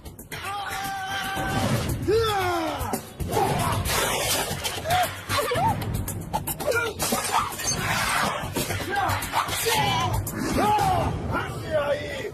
وهي انساك. انتظر ارجوك. لا تقتل رجلا ضعيفا رضيعا امام الموزه بتاعته. ينفع كده ممكن صح؟ هي دي اخلاق النينجا. ولكني سأعود. براحتك يا باشا، خليك عرفت المطعم.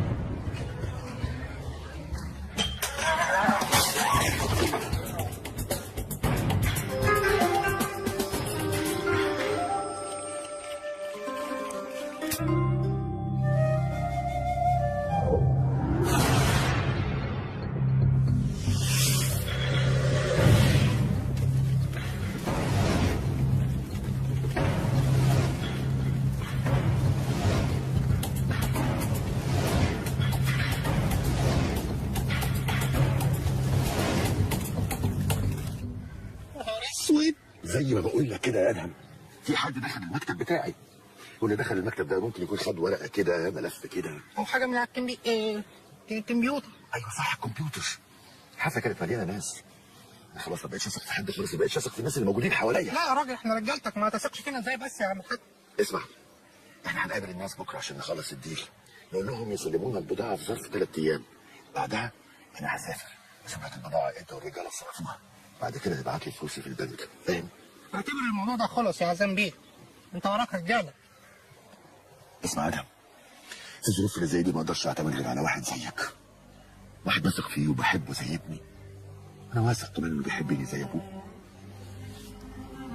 انت كمان مقصر فيا قوي يا عزام بيه، راجل طيب قوي، يعني انا مش عارف هم ليه عايزيني. بص يعني خلي بالك من نفسك، خصوصا اليومين دول، ماشي؟ بص يا حزلقوم، اللي فات كله كوم واللي جاي ده كوم تاني. الاتصال ما بيننا في الفترة اللي جاية لازم يكون في أضيق الحدود، تمام؟ ربنا يستر. ما تخافش، احنا هنبقى دايما جنبك بس من بعيد. خد يا حزلقوم، البس دي. متشكر يا باشا، كتر الف خيرك، انا لابس اختها بالظبط. ايه بص، دي سلسلة فيها GPS، جهاز تتبع علشان نقدر نعرف مكانك. اتفضلي. مساء الخير. اهلا وسهلا، ازيك يا جرمين؟ ازي حضرتك؟ ازيك يا جرمين؟ ازيك يا حزلقوم؟ عامله ايه؟ الحمد لله. ها، ايه الاخبار؟ تمام. خلاص يا ستي، اخيرا هترتاحي مننا. الفترة اللي كنا محتاجينك فيها في المهمة خلاص خلصت، وبكده يبقى دورك معانا انتهى. احنا متشكرين جدا. ليه، هي المهمه قربت ولا ايه؟ المعلومات دي مش مفروض انك تعرفي عنها حاجة ابدا، ده علشان مصلحتك وسلامتك اولا.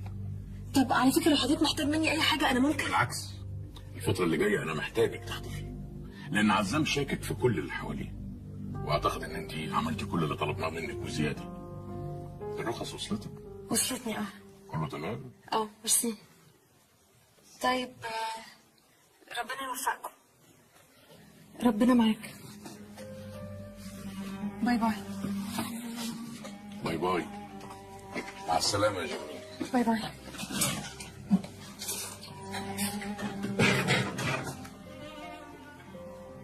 طب يعني عدم المؤاخذة، وبالنسبة لأنسة جرمين هي كده خلاص مش معانا تاني؟ خلاص. طب أنا عايز أروح الحمام، ممكن؟ اتفضل، خش الحمام. والله هو هنا؟ طب ممكن أروح هناك؟ اتفضل. جرمين؟ إيه جرمين؟ أنت كده بروح حتى شكرا شكرا سلام سلام، ولا كأنها آخر مرة نتقابل فيها؟ ليه بتقول كده يا حزلقوم؟ ان شاء الله هشوفك تاني. والله ما عارف يا جرمين، أصل عم سراج قفلني بصراحة من ساعة ما اداني السلسلة دي. سلسلة إيه دي؟ مش عارف، بيقول لي فيها جهاز BMX بيجيبك في أي وضع أنت فيه في أي مكان. GPS يعني أنت مش عايزة أي حاجة؟ ميرسي يا حزلقوم، عايزة سلامتك. الله يسلمك. بصي انت معاكي رقم امي، كلميني في اي وقت لو عايزاني. حاضر ان شاء الله. وانت ربنا معاك في اللي انت داخل عليه ده، بس انا متاكده انك قدها وهتعمل حاجه كويسه قوي ان شاء الله. والنبي والنبي. ربنا يستر. بصي يعني هي كانت فرصه سعيده، وعهد مين ده؟ اعمل ايه؟ لا يعني قولي وعد الله. وعهد الله. وحق من جمعنا من غير معاد. انت اكتر بني ادم استريحت لها بعد امي. وانت كمان يا حزلقوم، انت ما تعرفش انا ارتحت لك قد ايه. خلي بالك من نفسك بليز. وانت كمان يا جميل. لا لا لا الله محمد رسول الله.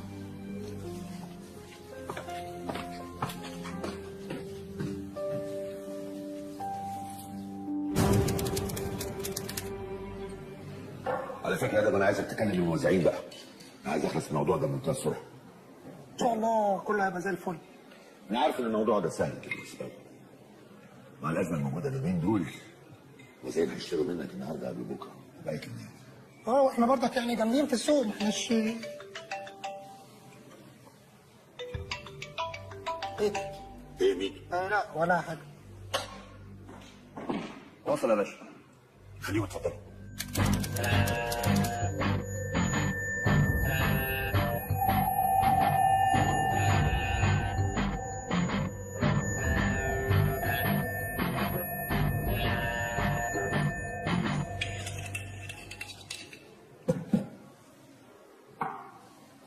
Thank you. So, Mr. Azad, we were discussing the terms of the deal yesterday. The quantity you want is very huge. Don't you think? اساسي. Don't worry about that, my friend. I can handle it. The problem is that I want to finish this job as soon as possible. You don't worry, Mr. Azad. Your gift is already here. Just tell me when and where. لا مؤاخذة لازم ارد التليفون. تليفون ايه بس؟ معلش تليفون سوري تليفون تريب ها. Sorry for the interruption. You were saying?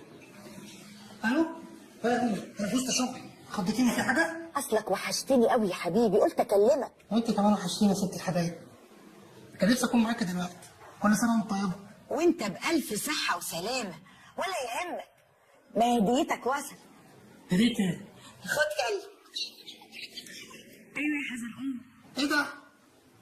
جرمين؟ انت ايه اللي وداك عند امي؟ جيت اوصل لها الهديه اللي انت اشتريتها لها. انا اشتريت لها هديه؟ ايوه بقى يا ابني. انت جدعه قوي يا جرمين.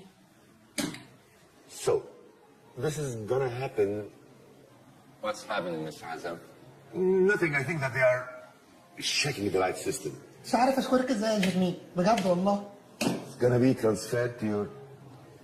See? It's already fixed.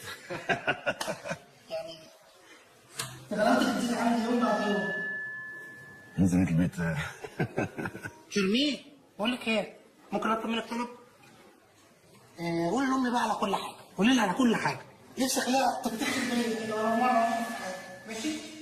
قولي لها بقى ان انا في مهمه سريه، وقولي لها ان ترك باشا كان بيدربني، وقولي لها بقى انا مضايقه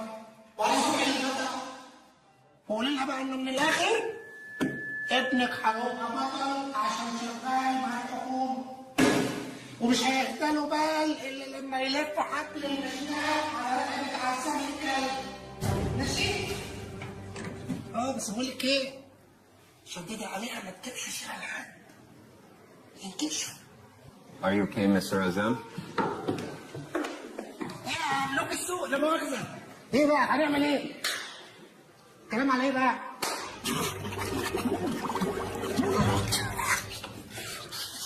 مش هعترف. موتني واسنقني مش هنطق ولا كلمه. مش هتنطق ايه؟ ما انت قلت كل حاجه خلاص. ايه ده صحيح؟ هو انت يا عم بتعذبني ليه يا عم؟ عشان انت عبيط. وبعدين ايه الاجواء القديمه اللي انتوا عاملينها دي؟ جايبين لي واحد شبه ادهم وزارعينه مكانه. في ايه؟ مين اللي عامل لكم الخطه دي؟ محمود المليجي؟ لا يا عم ده سراج باشا، ولعلمك بقى انا قلت له انها قديمه قوي ومبؤوسه وما تخلش على اي عيل صغير، انما هو بقى ايه شبط فيها وحب يجود. طب بالعند في السراج بتاعك ده بقى انا هكمل الديل. وفي ميعاده وانت اللي هتساعدني. لا يا عم حد الله ما بينه وبين الحرام يا عم، كل المخدرات. بص اللي عايز تعمله فيا اعمله كده. انا كنت متوقع الاجابه دي.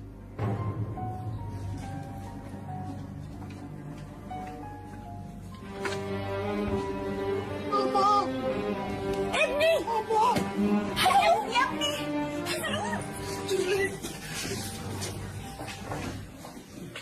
ها ايه رايك؟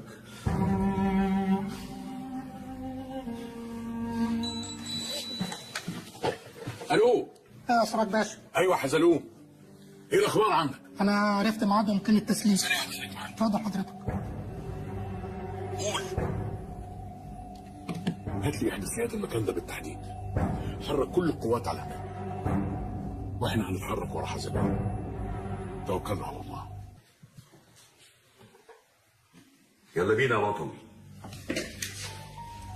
طب هم يا جرمين؟ ما تقلقش عليهم. رجالتي هياخدوهم لمكان امان بعد ما نتحرك من هنا. ايه ده؟ هم مش هيفضلوا هنا؟ طب انا عايز اشوفهم. كويسين؟ انت كويسه يا عم؟ انا كويسه يا حبيبي. معلش انا اللي وريتكم معايا التوريطه السوداء دي، معلش يا جرمين. ملوش داعي الكلام ده يا حزلقوم، المهم انت هتعمل ايه دلوقتي؟ مش عارف بس ان شاء الله تعدي على خير. اهم حاجه ما تقلقوش. يلا يا ابني خلصنا. ماشي يا عم. خد يا عم. خد البسي دي. ايه دي يا ابني؟ خد البسي يا عم وبوس ايدك ما تقلقهاش. حاضر. خلي بالكم من نفسكم. يلا يا ابني. خلي بالك انت من نفسك.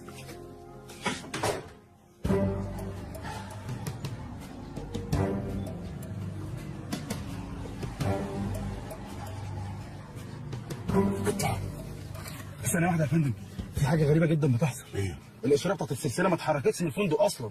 ازاي؟ وحزلقوم لسه مكلمني وقال لي انه اتحرك في عربيه عزام وهم قدامنا هم. خلينا وراه. اطلع.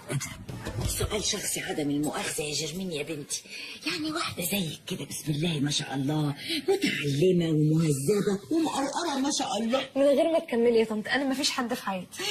يا اختي وانا بيها كمان ما شاء الله، اسم الله اسم الله. يلا يا جماعه. يلا يا ست انتوا ايه بقى هتودونا على فين تاني؟ يلا دلوقتي. طيب بالراحة علينا شوية. يا فندم في حاجه اغرب بتحصل دلوقتي. ايه؟ السلسله اتحركت وماشيه في عكس اتجاهنا. اكرم اقطع عليهم الطريق. ازاي يا فندم؟ اسمع اللي بقول لك عليه، اقطع الطريق.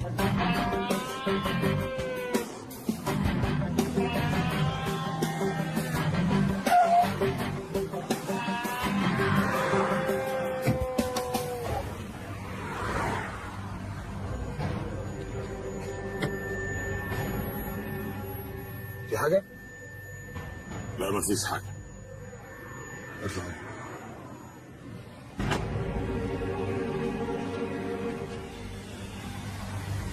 والله كنت عارف، يا ريتني كنت قلت من الاول. المهم حزلقوم فين دلوقتي؟ لما يجوا انا عايزك تبقى هادي كده ومطيع علشان الامور تمشي على خير وكله يبقى تمام، والا يا باشا والله امي وجرمين ما لهمش اي ذنب، انا قدامك ولا عايز تاذيني انا. اوعى انت كنت فاكرني حاطك في دماغي. انت لو كنت نبيه وذكي كنت اديتك قرشين وخلصت منها، انما انت عبيط وهبل. فاهم يعني ايه عبيط وهبل؟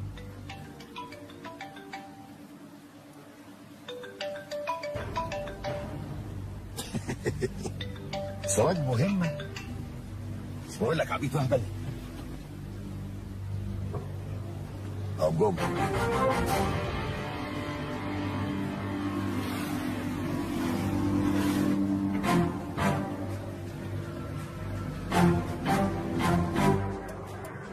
تليفونه اتقفل. يلا هنتحرك ورا السلسله.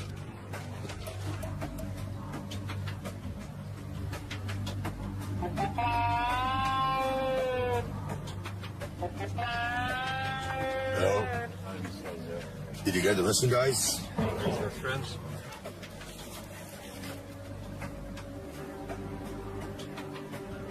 What about more money?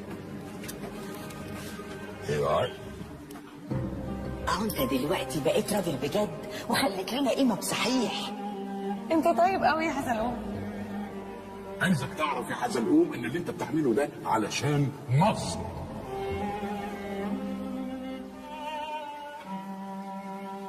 اعمل الصح.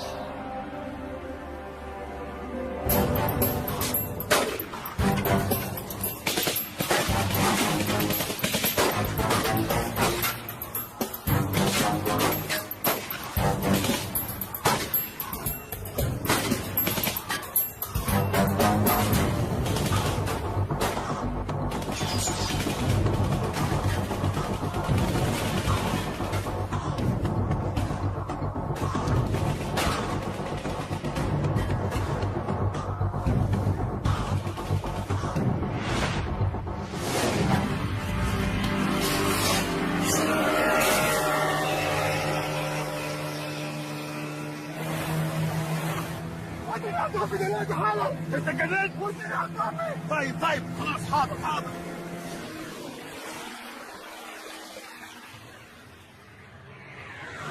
مفيش جديد يا حسام؟ لا يا فندم، السلسله مستقره في مكانها وما اتحركتش. ربنا يستر بس وما يتحركوش تاني. واحنا يا فندم يعني لازم كل مره نوصل متاخرين؟ زماننا دلوقتي خدنا شويه اكشن حلوين والله.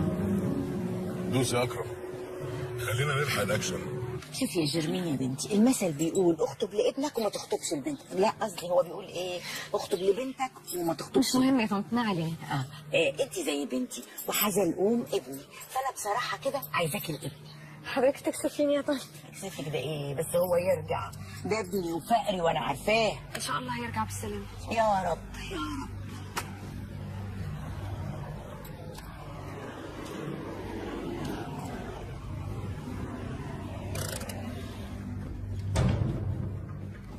تاني قولي العيال دي تنزل سلاح. قالوا له جرمين. انا اهو حبيبي حبيبي. الاتحاد.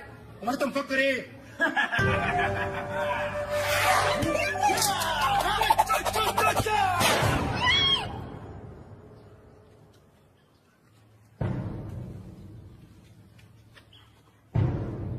ايه ده؟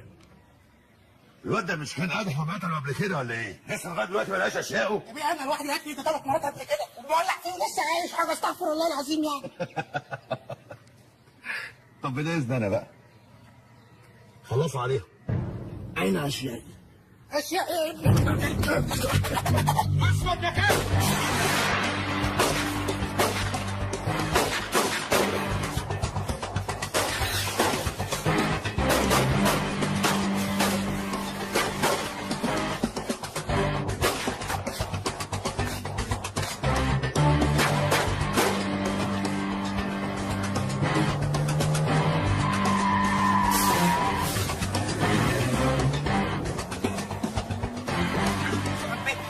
خليك انت معايا، انا هروح اسوق اجيب تلميذ. امك ايه يا حسام؟ خليك مع الحاجه.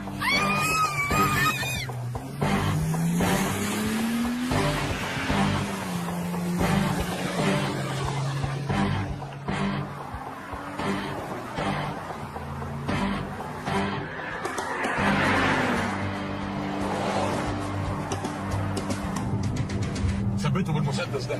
وده مسدس حقيقي؟ ابعدوا عن وشي. ماشي يا عم من غير مزاح يا عم، يا حطه بره العربون.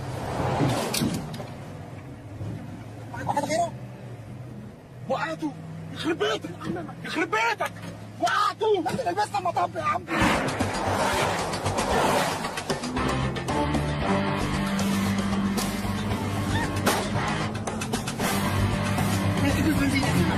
تعمل ايه؟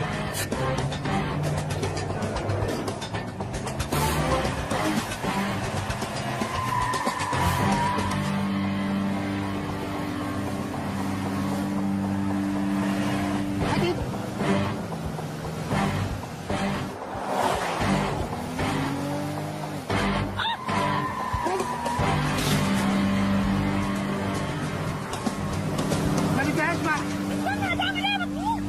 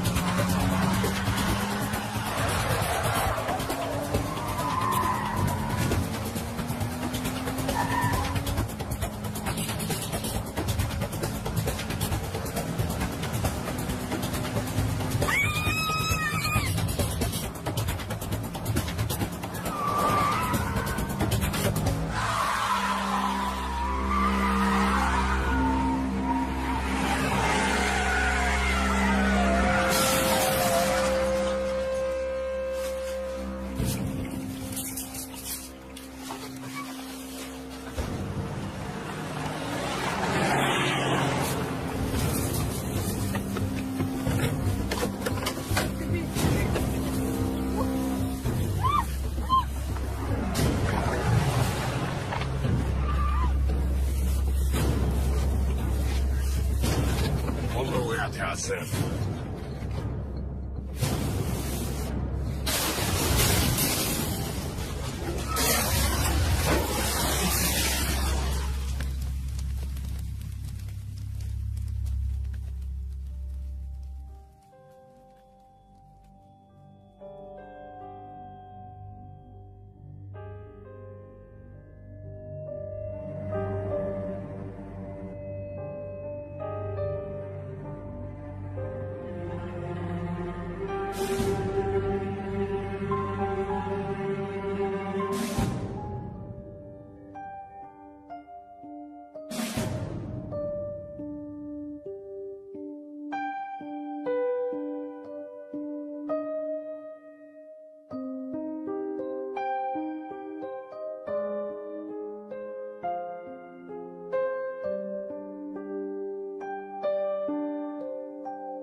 انا متشكر قوي يا حزلوم. تعالى يا باشا، احنا خدامينك يعني وبتوعك، ودي مجرد مهمه صايصه. انا فخور بيك بجد. عرفت بقى حلاوه ان يبقى ليك قيمه. ده انت صح. هتوحشني قوي يا حزلوم. خد بالك من نفسك. وانت كمان يا باشا. باشا بقول لك ايه، في حوار كده كنت عايز اكلمك فيه عشان ايه ما بقاش شايل منك يعني حاجه. قول يا حزلوم. بالنسبه للصوبه على حضرتك قطعتولي ده، ولا حد بص عليه ولا ليه اي 30 لازمه، ولابس جزم طول المهمه ومحدش سالني عليه. خلاص يا حزلوم، قلت لك هعوضك عنه ماديا. فين بقى؟ فين شفتش حاجه؟ في شيك فين يا عم في شيك حسين؟ في شيك هيوصلك بمبلغ اكتر من اللي اتفقنا عليه بكتير. مرضي كده؟ اذا كان كده ماشي يا عم، يعني كده تبقى المصلحه رضيت. اشوف بقى المصلحه الثانيه. ها سلام. ايه ترمين؟ عامل ايه دلوقتي؟ انا اسف. حزلقوم، ميرسي قوي قوي انك انقذت حياتي. انت بجد كبرت في نظري جدا. يا جماعه انا كل ما اقابل حد يقول لي متشكر وميرسي وكبرت وصغرت، يعني بقول لك ايه، انا عايز اجيب الحاجه واقابل ابوك وامك، ماشي؟ ها؟ على فكره تقريبا الحاجه بتقابل ابويا وامي، ماشي؟ نهار اسود على الحاج، تخلص على طول. انا كان نفسي اعيش معاك الشويتين اللي في الاول دول، نشد سوا على المقطم، نطلع على مصنع كراسي. طب احنا ما ينفعش نطلع مصنع كراسي واحنا متجوزين؟ انت صح، لعلمك بقى انا كنت بختبرك. ماشي. طلعت برنسيس. خلينا نطلع المستشفى. ماشي هطلع معاك. تفتكر هيتجوزوا؟ يا باشا الحدوته دي عمرها ما تخيب ابدا. انا قلت كده برضه. الله اسم الله عليك يا جرمين، انت هتصري اجيب لك سبورت؟ لا انا بس زبرت مين يا حزلقوم؟ ما تقفلنيش منك بليز. خلاص اهو خلاص. ايه يا اسطى اطلع بينا. انت كويسه يعني؟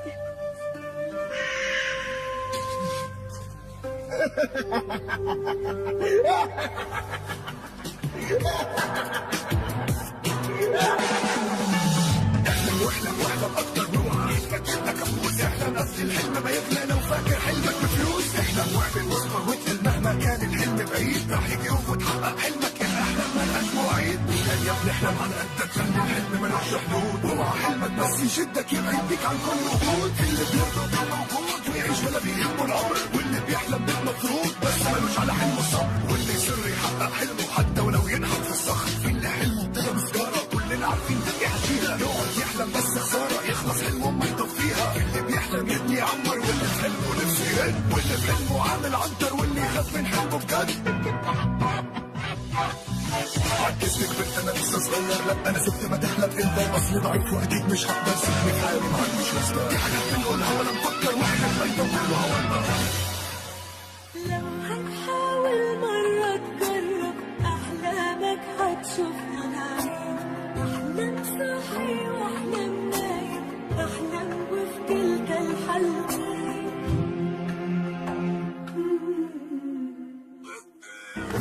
عمرك كنت تصدق حديدة بيك تطير؟ بدأت حلم وفكرة جديدة ليه ما يكون لك نحو. لو حد كان قال لك من 100 سنة أو حتى 200 في شيء اسمه الطيارة زي العصفورة بجناحين، بتيجي تسافر بيك وأنت وعيلتك فيها قاعدين. قالوا الناس مجنون، ردوا قال لا أنتوا العاقلين. الحقيقة هو العاقل، الأفكار هي المجانين. اللي عملها يفرق إيه عنك عن السامعين؟ كان واحد زيك يعني ملوش 4 رجلين، أو عين واحدة في وسط دماغه أو فوق راسه فيها أرضين. فرق واحد بينكم مخه ما كانش تخين. اللي بيحلم يلعب كورة في تريجة يعدي وش، ومصطفى من غير رجلين وعدى سلاح